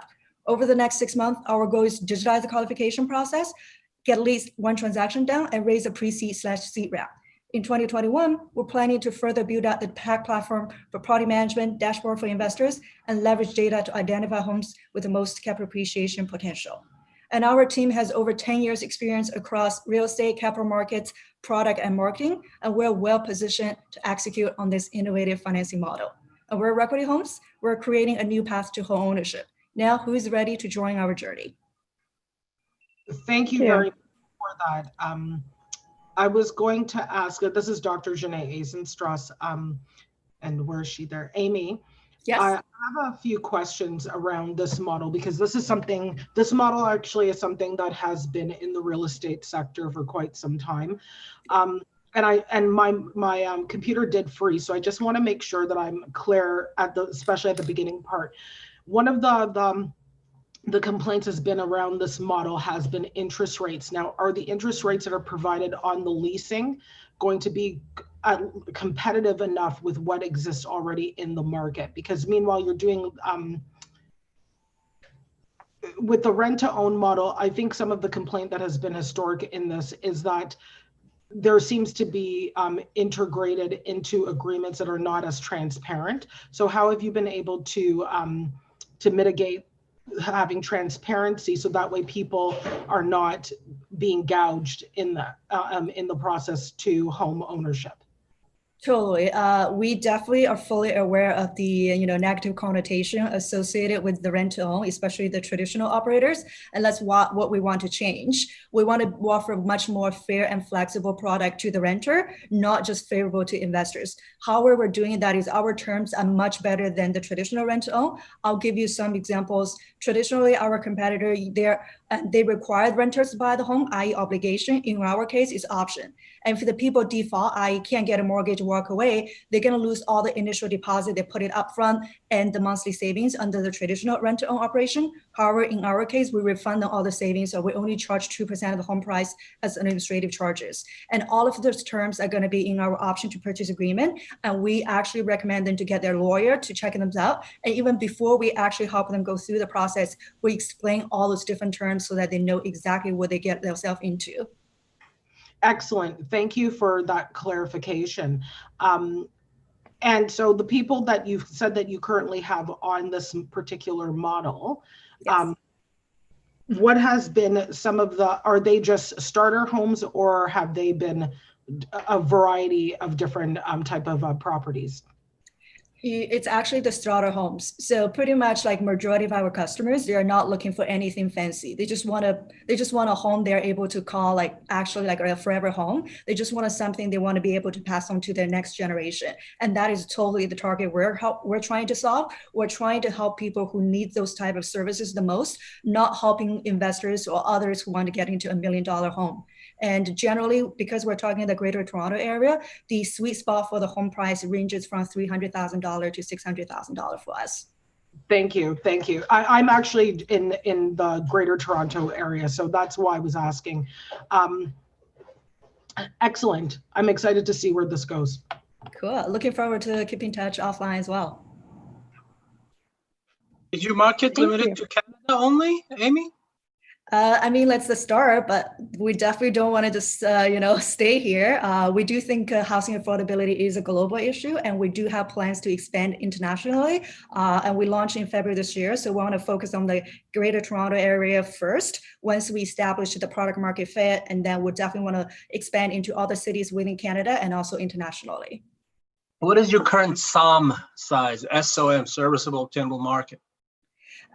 So basically right now in Canada only, like 5 million households are renting currently. And among just those the dollar signs, just give me the dollars and the cents. What's the size of your SOM in Canada? In terms of dollar sum from our revenue perspective, this could be a $10 billion company. Thank you, ma'am. Yeah. Thank you. Thank you, Amy. Time is up. Thank and you. We are going next. Thanks for your presentation. So, and the next startup is Foresight Analytics.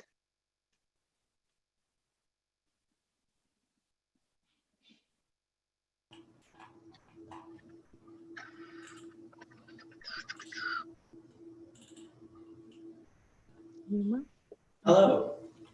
Hi. Hello, have you seen, thank you so much. And do you guys see the screen? Yeah, it's good. Go ahead. Great. Hi, everyone. My name is Nima. I'm the CEO of Foresight Analytics. What you're watching here is a 2016 Sprinter van, self-driving at the same level as a 2018 Tesla Model S. Back in 2016, our team built self-driving vehicles and eventually self-driving commercial vehicles as well. As the first private company licensed to test AVs on Ontario roads, we helped regulators draft policy and guidance. As we looked to scale, we faced one issue: insurance. Insurance companies didn't know how to insure a vehicle that wasn't fully driven by a human. We offered to share video and data from our vehicles to create an insurance product for self-driving cars. They explained that they lacked the ability to ingest and interpret this data, and that they're already struggling to measure just human performance, let alone autonomous vehicle performance, and that they were losing money on commercial fleets as a result. So faced with this limitation, we knew we had to address this massive problem. So we decided to address insurance first. So how do we bridge the gap? Intelligent connected auto insurance. Through the Foresight Analytics platform, insurers would be able to use video telematics from devices already installed in commercial fleets to measure risk by watching drivers drive. Our customers have access to our portal Foresight, where they're able to monitor the fleet's risk performance based on over 80 categories of incidents and risk factors. We provide access to this data and analysis in real time to support premium adjustments, adjudication, underwriting, and the rest of the insurance pipeline. Triggered reporting pushes notifications to insurers to keep them up to date about the risk in their fleets. So here's a sample of incidents identified by our detection model. You can see that the system is detecting environmental conditions such as wet roads. You can also see that the driver's performance in keeping the lane, which isn't doing a great job of in this case, and instances such as following too closely. These are just a small sample of the data that gets collected by our system and used to tabulate the risk of a fleet. We do this by pulling video from telematics devices, normalizing it so that we can have consistency across whoever the video telematics source is, and then to run these videos through our models that, based on environmental detections or driving incidents, come up with a collision prediction. We pair those results with driver information and operating hours and predict a probability of different types of collisions and compare that against other fleets. This is how we come up with the predictive database price. The market size for this is huge, obviously in global, but we're focused on the $21 billion construction, utilities, and deliveries market here in Canada. We can provide the most value here because there's a lot of risk that is not accounted for, and there's a lot of variability in pricing. So you might say, why hasn't this been done before? insurance companies have always been interested in leveraging this information. However, they've never had the ability to ingest data from video telematics. And now we're giving them the tools to be able to ingest it. In addition, it allows them to be agnostic to their underlying fleets and telematics providers, as video can come from a myriad of telematics providers. On the other hand, telematics providers have been focused on the logistics aspects of the features that they provide to their fleets, and can benefit from pairing their services with an insurance product so that together there's savings for the underlying fleet, as well as providing the same analysis back to the fleet so that they can make better judgments about how to operate a less risky fleet and therefore have lower insurance premiums. Now, there are a number of data aggregators. I'm sorry, Nima, your time is up, so just finish. Sure. If I can leave you with a thought, most of the people in this space do not have video, and that's what sets us apart by applying self-driving models to video. And that's why our analysis is better than anyone who's on the market. And if I can leave you with a single thought, autonomous vehicles are coming. There's no insurance product built for them. And Foresight's predictive analytics-based price is purely based on driving performance and is the key to providing comparable analysis between humans and machines. And we're creating the basis for AV insurance into the future. Thank you. Thanks. So just 1 minute for questions. So I'm curious, it's Anton here from Green Sky Capital. How do you benchmark yourself against other competitors? And you've made the statement that video might be adding a lot of more value, a lot of additional information. How much? I mean, is it really that important? Oh, it's huge. And we've done great studies to show this to our customers, such as Intact here in Canada, the biggest commercial insurance provider. We can show a TD app on one side for the same drive that our system also was monitoring. And you can see that the TD app caught people for stopping for someone cutting in front of them and calling that a harsh braking event, basically dinging them for that, while completely ignoring the fact that they rolled through stop signs, red lights, cut people off, because there's no way of detecting that without actually having a visual element of what happened on the road. So they're dinging them for things that they shouldn't be, and they're basically not catching the most dangerous activities in the drive. Thanks. Sounds impressive. Would love to learn more offline. Thank you. A quick question here, Jessica. So with your Intact, what's the progress? Where what stage you are at? Basically working with these customers. Yeah, so Intact's our first insurance customer, and they're looking to deploy on long-haul trucking that goes between Canada and the States. They've had a lot of issues with claim resolution, as well as just basically being able to monitor the risk. And we're basically providing a connected video telematics solution that gives them risk analysis combined. And they're pushing that to their customers. And we're well on our way to roll out about 500 premiums by the end of the year. Okay.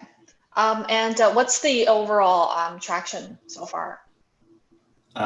We've been in talks with the biggest insurance companies, obviously Intact, Aviva, and we think there's a lot of interest in this space because there's heavy investment already in this space, but only in apps and things of that nature where there isn't really great context into the data. So we're really taking a proven market and giving them the latest and greatest in intelligence and technology so that they can basically use video that's already accessible by all these vehicles with logistical reasons for why they have that telematics, and to provide deeper analysis to these insurers.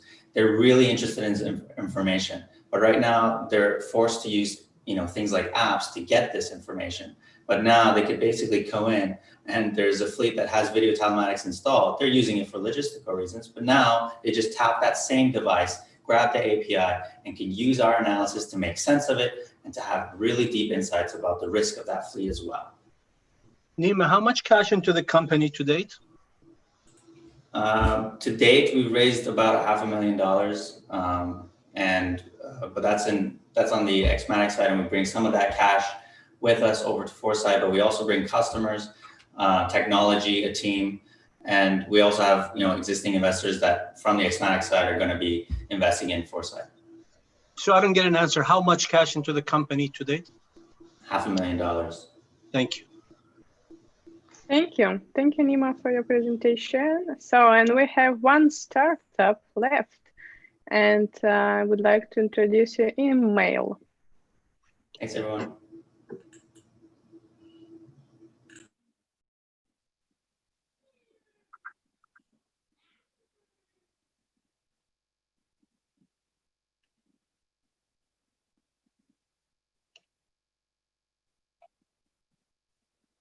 Can you guys see my screen?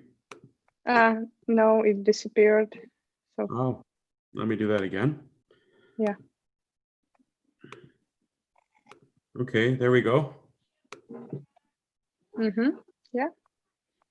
Well, thank you, everybody. Make it full. Yeah. Okay. Yeah. Sorry. Yeah. Go ahead.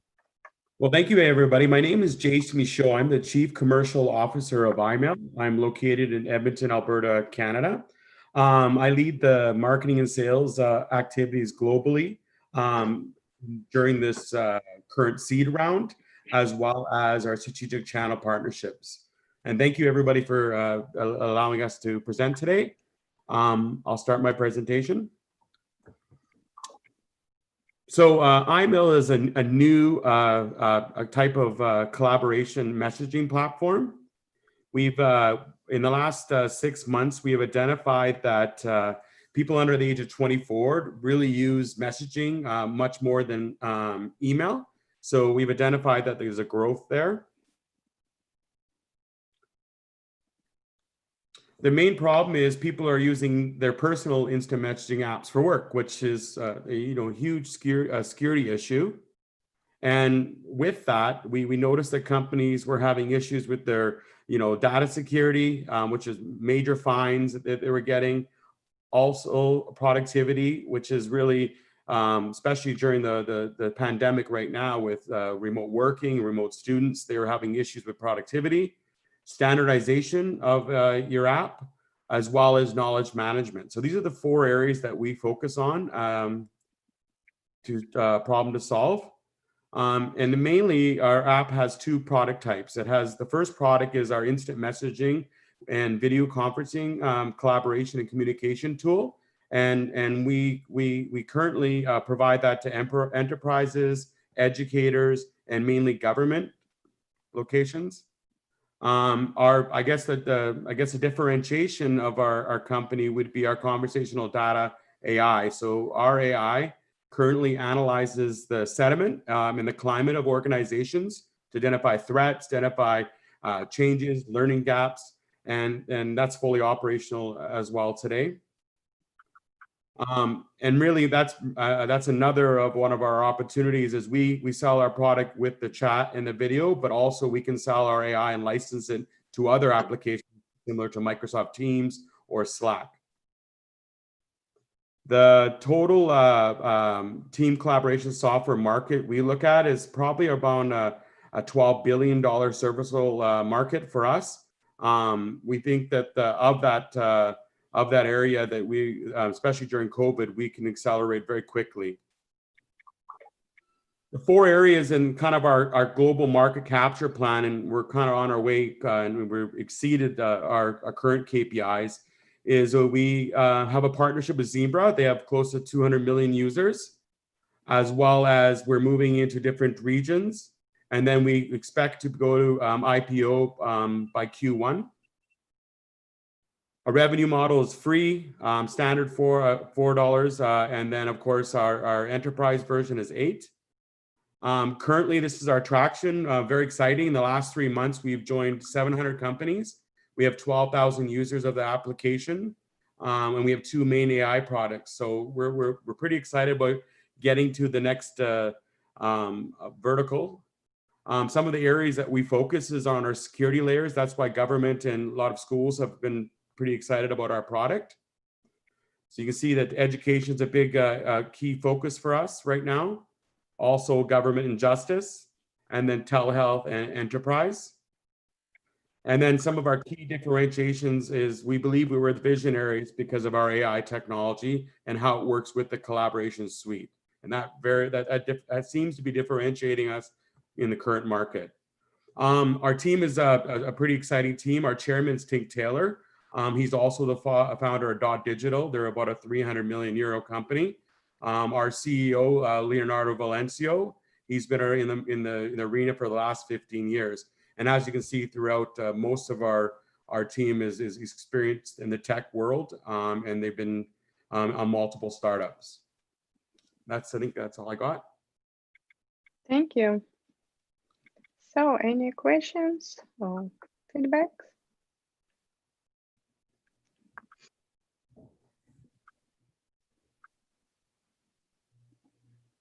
So I'm struggling to see the main differentiation between something like Slack. Can you talk a bit more about that and how you guys differentiate yourselves between players in the market? That's a good question. Thank you. So when you look at Slack, Slack is really focused on, it's similar with a collaboration suite, but they don't have a built-in AI that analyzes the sentiment of conversational data. So that's the main differentiation from Slack. But we have created our product that we can integrate with other applications like Slack. So we're looking at two markets. One, our customers using our application for collaboration as a platform and a package with AI. Also, if they just want to utilize the AI platform within something like Slack or Microsoft Teams, they can. So we're not closing that door, but we've opened that door by having two options. Does that make sense? Yeah, no, that's great. Thank you very much. I actually want to understand the exact functionality under the AI that you're using. Okay. So the AI that it's proprietary, developed in-house by our team. We currently, it analyzes the chat conversations within each of the groups. So it'll analyze groups as well as individuals. It'll identify threat, sentiment, and we have a dashboard that shows for a compliance manager, for an HR manager, the different threats as they go along. So the company is able to license the product and utilize it to identify this and customize the platform for their sentiment. And another one question. Tell me, please, how much time do you need to integrate your product to enterprise client? The cloud version is automatic. Like after this event, you could download email from our website and start using it and adding your company. And we have quite a bit of traction so far. The AI component, we turn that on once we have a conversation with the different enterprises or educators to see exactly how they want it customized. So it's automatic. We do have an on-premises as well installation, which it takes up to about 3 days to do the installation. So there is that version as well. We usually use on-premises mainly for government organizations that are looking for a local install and allowing for access to the data in a more rigorous way and a little bit more of around compliance. As far as I see, you use zero code platform, yeah? Zero code? Zero code, no? No. Our platform is completely proprietary. I can send over the stack, what we use for our stack, but the platform is completely IMAIL's platform. The AI is proprietary developed. So one of our founders has been in the industry for about 15 years. He sold one of his companies, which was had almost 40 million units for cybersecurity and AI. So we utilized that his knowledge to build our application to service the markets. And what about storage of data? Where is it? We are on the Amazon storage. So we have 4 different locations globally. Because we have customers within the Europe, Middle East area, we have a platform, an Amazon server in India for the Eastern Hemisphere, and we have another one in the U.S. for the Western Hemisphere. So we have, as we grow, we'll add more locations, but currently we have 3 data centers And then if they want it on premise, they usually install on their own servers within. So with our support. Many thanks for your answers. As for me, you are the best. Thanks. Thank you. Thank you, everybody. Thank you. Thanks, Jason, for your presentation. So thank you all startups for participating today. And thanks all judges for your time. And now I would like to jump on our panel discussion. And Sasha Johnson. Sasha, hello. Hi, it's a pleasure to be here. So I've been in venture capital for a long time, obviously in Silicon Valley. That's what I'm dialing in from. And in my long investment. That's what I need to do. Can you hear me? Yes. Yes, yes. Yeah. Okay. So I've been all over the world looking at potential centers of excellence, and each country has its own version of Silicon Valley. And of course, we can talk about whether it can be replicated or not, probably not. But what I'm saying that some countries, when they don't have a big technology market, all the startups from day one are oriented toward exploring the global market, and whatever they build, they understand they need to sell outside. And the good example of that will be Israel. Now, and then there are countries that can do both. There's the big enough domestic technology market, and they're also capable of coming up with technologies that the rest of the world will use. And Canada is that kind of a country. That in Canada, you can develop technologies and businesses, be it e-commerce or software, that can be consumed in the local technology market, or it can be a global player. Now, while it's we don't, at least I do not know of any unicorns that came out of Canada. Maybe, well, maybe you guys will correct me. Maybe somebody will show up. But I do know that in the last 3-4 years, there were investments up to 200-300 million into some of the companies, which appear to be capable of becoming a unicorn. And the most active industries from what we see from Silicon Valley, if we're looking into the Canadian market, will be software, it will be biotech, mostly pharmaceuticals, and e-commerce. So today I have 2 panelists with me, and we will talk about the investments, what changes we are observing during the pandemics. And I would like Victoria and Jordan, if you guys can introduce yourselves. Victoria, will you go first? And then we'll just jump into the conversation. Hi, Sasha. Hi, everyone. Thank you so much for having me at your panel. As I mentioned, I am an associate at Expert Dojo. We are an international accelerator fund based in Southern California. We invest over 50 companies per year, and we look for startups around the globe, and we are pre-seed and seed stages. I am an advisor at Astia Angel Group and Green Hill Venture, which is a big investment banking and private equity and venture based in Boston and New York. I'm happy to be at this panel.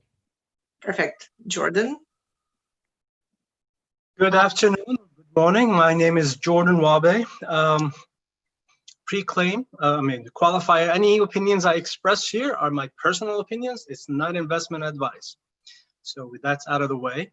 I'm with the Silicon Valley Venture Group, a new group formed recently to help invest in companies that matter to humanity.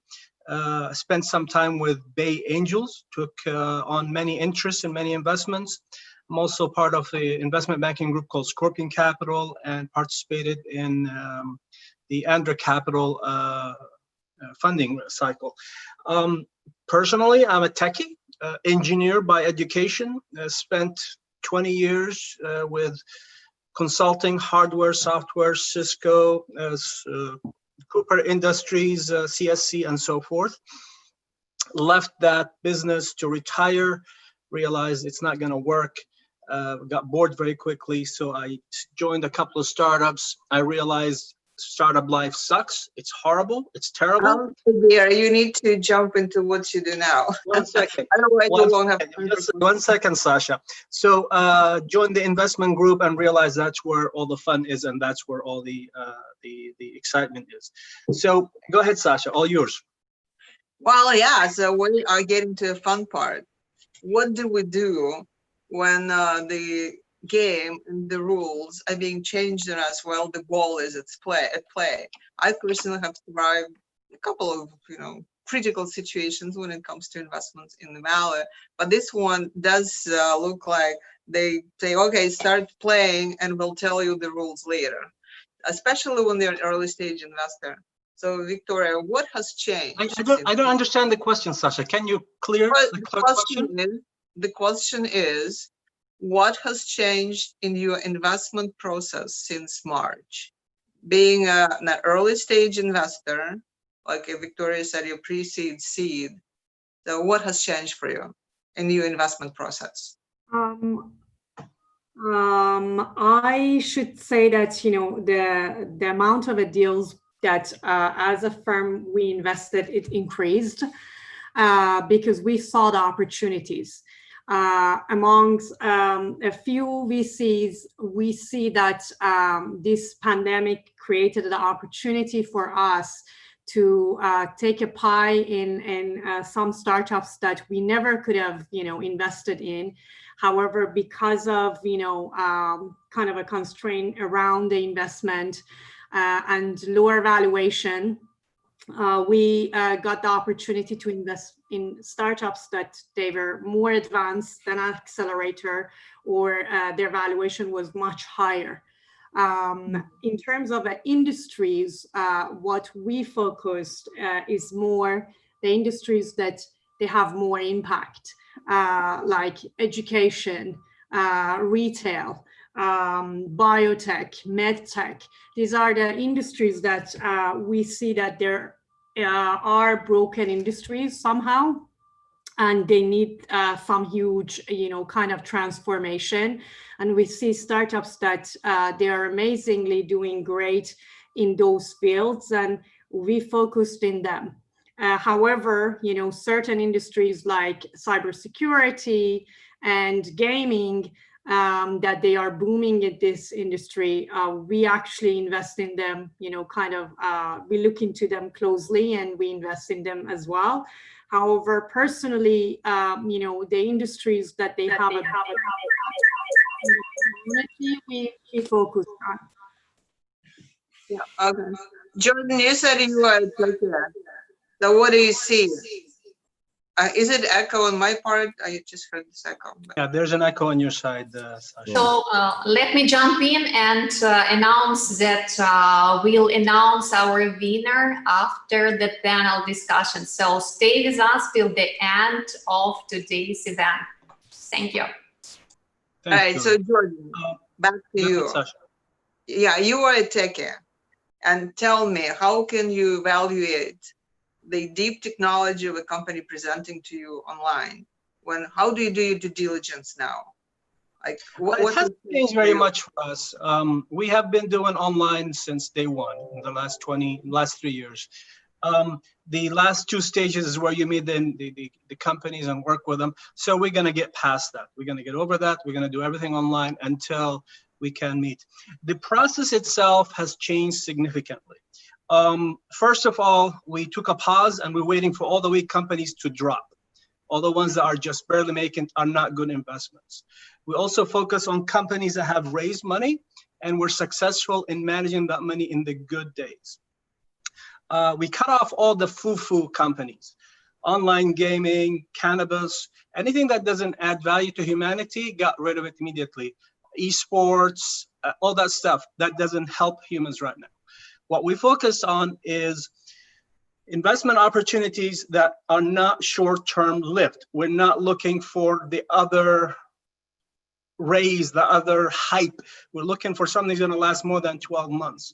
Examples are health tech, bio, ed tech. However, for us, the focus is on what's going to make a difference in June 2021 and after, because there's a lot of fuzz, there's a lot of confusion, And most investors are just guessing at it right now.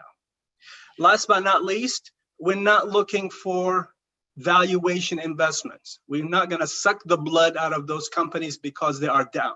We're here to pick them up, not to suck their blood because they're down. We don't want to kick them. So that helped us a lot in the investments we're making right now. Mm-hmm. Well, Jordan, you are speaking to my heart.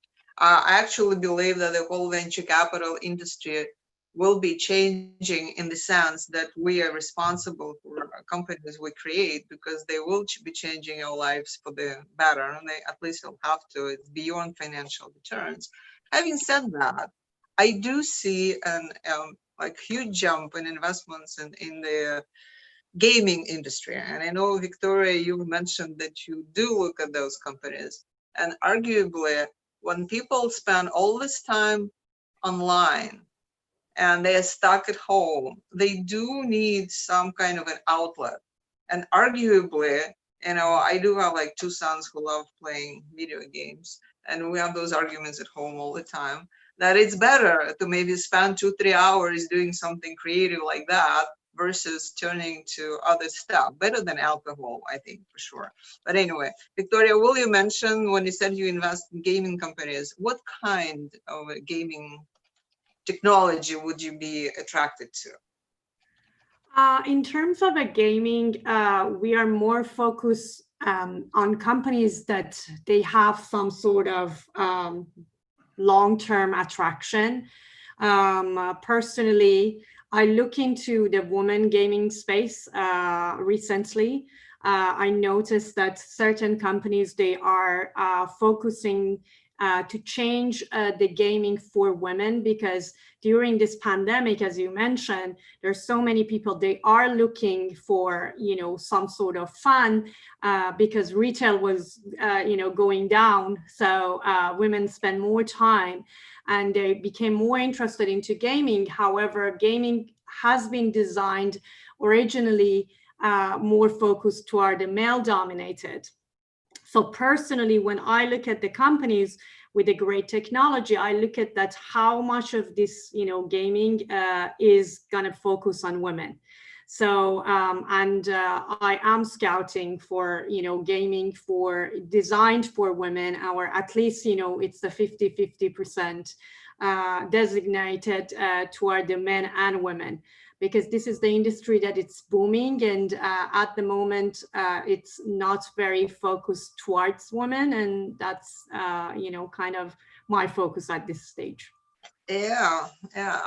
Well, I know that the companies are waiting for the results, and I don't want to bore them with our conversation. But if you were to, like, can you tell me what was the latest investment check you have written into which company? You don't need to name the names, but Jordan, we'll start with you. What was the latest investment you've made during the pandemics? We haven't. So no, we haven't. Since February, we haven't taken any investments. We're feverishly looking for companies that are going to enable the enterprise to stand up virtually. Right. We're going to have to live with a COVID environment where companies, small, medium, and large, have to manage their COVID status. That is going to be a big winner in many fronts, in data and security, in physical management of people, and so forth. So we're looking at 2 companies right now. Cannot name the names. They know who they are. Looking at anywhere from 150 to 250 per, and hopefully by October, November, we would make a final decision based on their performance. Right, because what you described, we call it here the triage. When you look at your portfolio and you have to make those hard choices, that you just know that some of the companies just won't survive, and you preserve your resources and you support the ones that do have a chance. And when somebody wants to get a new investment, then you look at them, you know, adding all the new requirements. I've noticed that if you look at the amount of money, the number itself of investments is staggering. What happened in Silicon Valley in the second quarter, which is during the pandemics, the capital invested in startups was higher than the whole 2019 combined. But if you look at what deals got that money, they're all later stage deals. These are the deals that, you know, they survive whatever, and they already have a cushion, and writing a check for 100 million, 200 million, that's what made up those huge numbers. But Victoria, you're saying that you are still actively writing checks, and I'll tell you, you are going against the trend, and you're one of those rare investors who are still supporting companies in the early stage. You know, it's just bravo, and I applaud you. Can you name, without naming names, what company? The couple of companies that we invested, one of them is in pre-seed, specifically designed AI with the product that it's diagnose sickle cells in bio. And the next one is in agri-tech, women founder, family, actually, beautiful company that they are changing the supply chain management in agriculture. The third one is the company based in Africa that they're trying to create a, you know, kind of a next economy based on the coupon. From, you know, spending that coupon from, you know, gas stations to banks to Uber to, and they are kind of creating a new economy around it. And maybe, you know, later on we see that they create their own token as well. So let's see. But the fundamentally, you know, African companies, they are growing very well alongside the Israeli firms as well. And we kind of would like to take a pie and we'll help them to kind of expand in every countries in Africa. Mm-hmm. Oh, it's great. You both are doing, like, really, I'm happy to hear that they're still early stage investors. And when the industry, like, every crisis will bring this cleansing process, obviously. And if startups are sometimes worried that they don't get enough investments, let me tell you that the same is happening with venture funds. You know, the venture funds operate only if we get exits and return money to our investors. So we're in the same boat here. And if you pitch to an investor and for some reason they're taking longer than usual, understand that, because we need to figure out how to return money to our investors. But otherwise, if we have any questions, we'll take one or two, and Anastasia will tell us if we have a question. If not, then thank you very much for your very sincere assessment of the situation, and I'm anxious to hear who the winner of today's competition is. Anastasia, what do you think? Is there a question? Thanks. Yeah, thanks, Sasha. We have results already. Yeah, thanks, Jordan and Victoria. It was very interesting. Thanks for your time. And so now we have a results and we have a winner. So based on according to the judges voting, the third place goes to VC.HOUSE. Congrats. So, and the second place goes to InMail. Congratulations, Jason. Congrats. And the first one? Yes, and the first place goes to Foresight Analytics. Oh. Ooh, congratulations. And I would like to tell a word for Alexander Soroka. Thank you, Anastasia. Thank you, everybody, for coming for today's event, especially to our judges who spent their valuable time and giving startups valuable advices today. And so probably, Anastasia, we need to talk about our next events, information So, about yes, next events. let me share with you. Our next event will be in July 23rd. So it's our last but not the least event in this session of Unicorn Battles. So please join us on this event. And don't forget to add our upcoming finals 3 days to your calendars. It was a pleasure. Anastasia, can you show the finals, the dates of the finals? Do you have information? Yeah, sure. So Anastasia, sure. please share. So we'll have an Asian Day on July 28th, the European Day on July 29th, and the American Day on July 30th. Are they all the same companies or are they just different time zones? Jordan will share the startups menu. No, Jordan, it will be the same companies, but for every time zone, because it will be, yeah. So we just need to attend one. We don't need Yeah, to attend. yeah, you don't need to attend all three. Yeah, but it will be 50 startups. It's all-day event, so be prepared. Yeah, gladly. When I signed up, it required me to sign up for all 3 time zones on the form. Okay. You are free to choose everyone. If you would like to attend all of them, we are more than happy to see you here. I have to do other things too. Yeah, we understand. Thanks, Jordan. You can choose just other options and set no for several days. Yeah, and choose just one day. But better to say yes.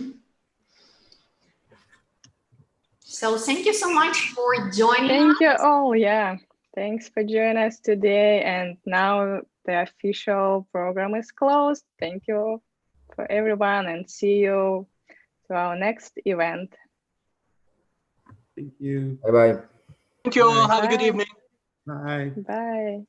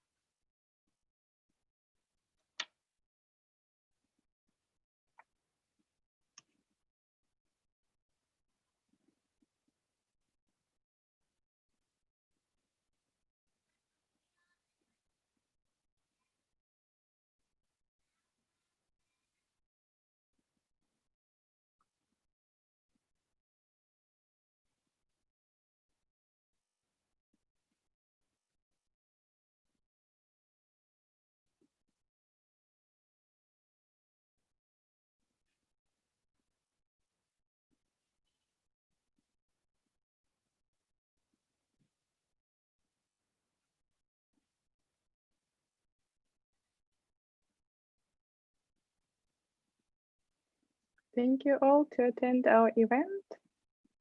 So bye for now and see you on our next event.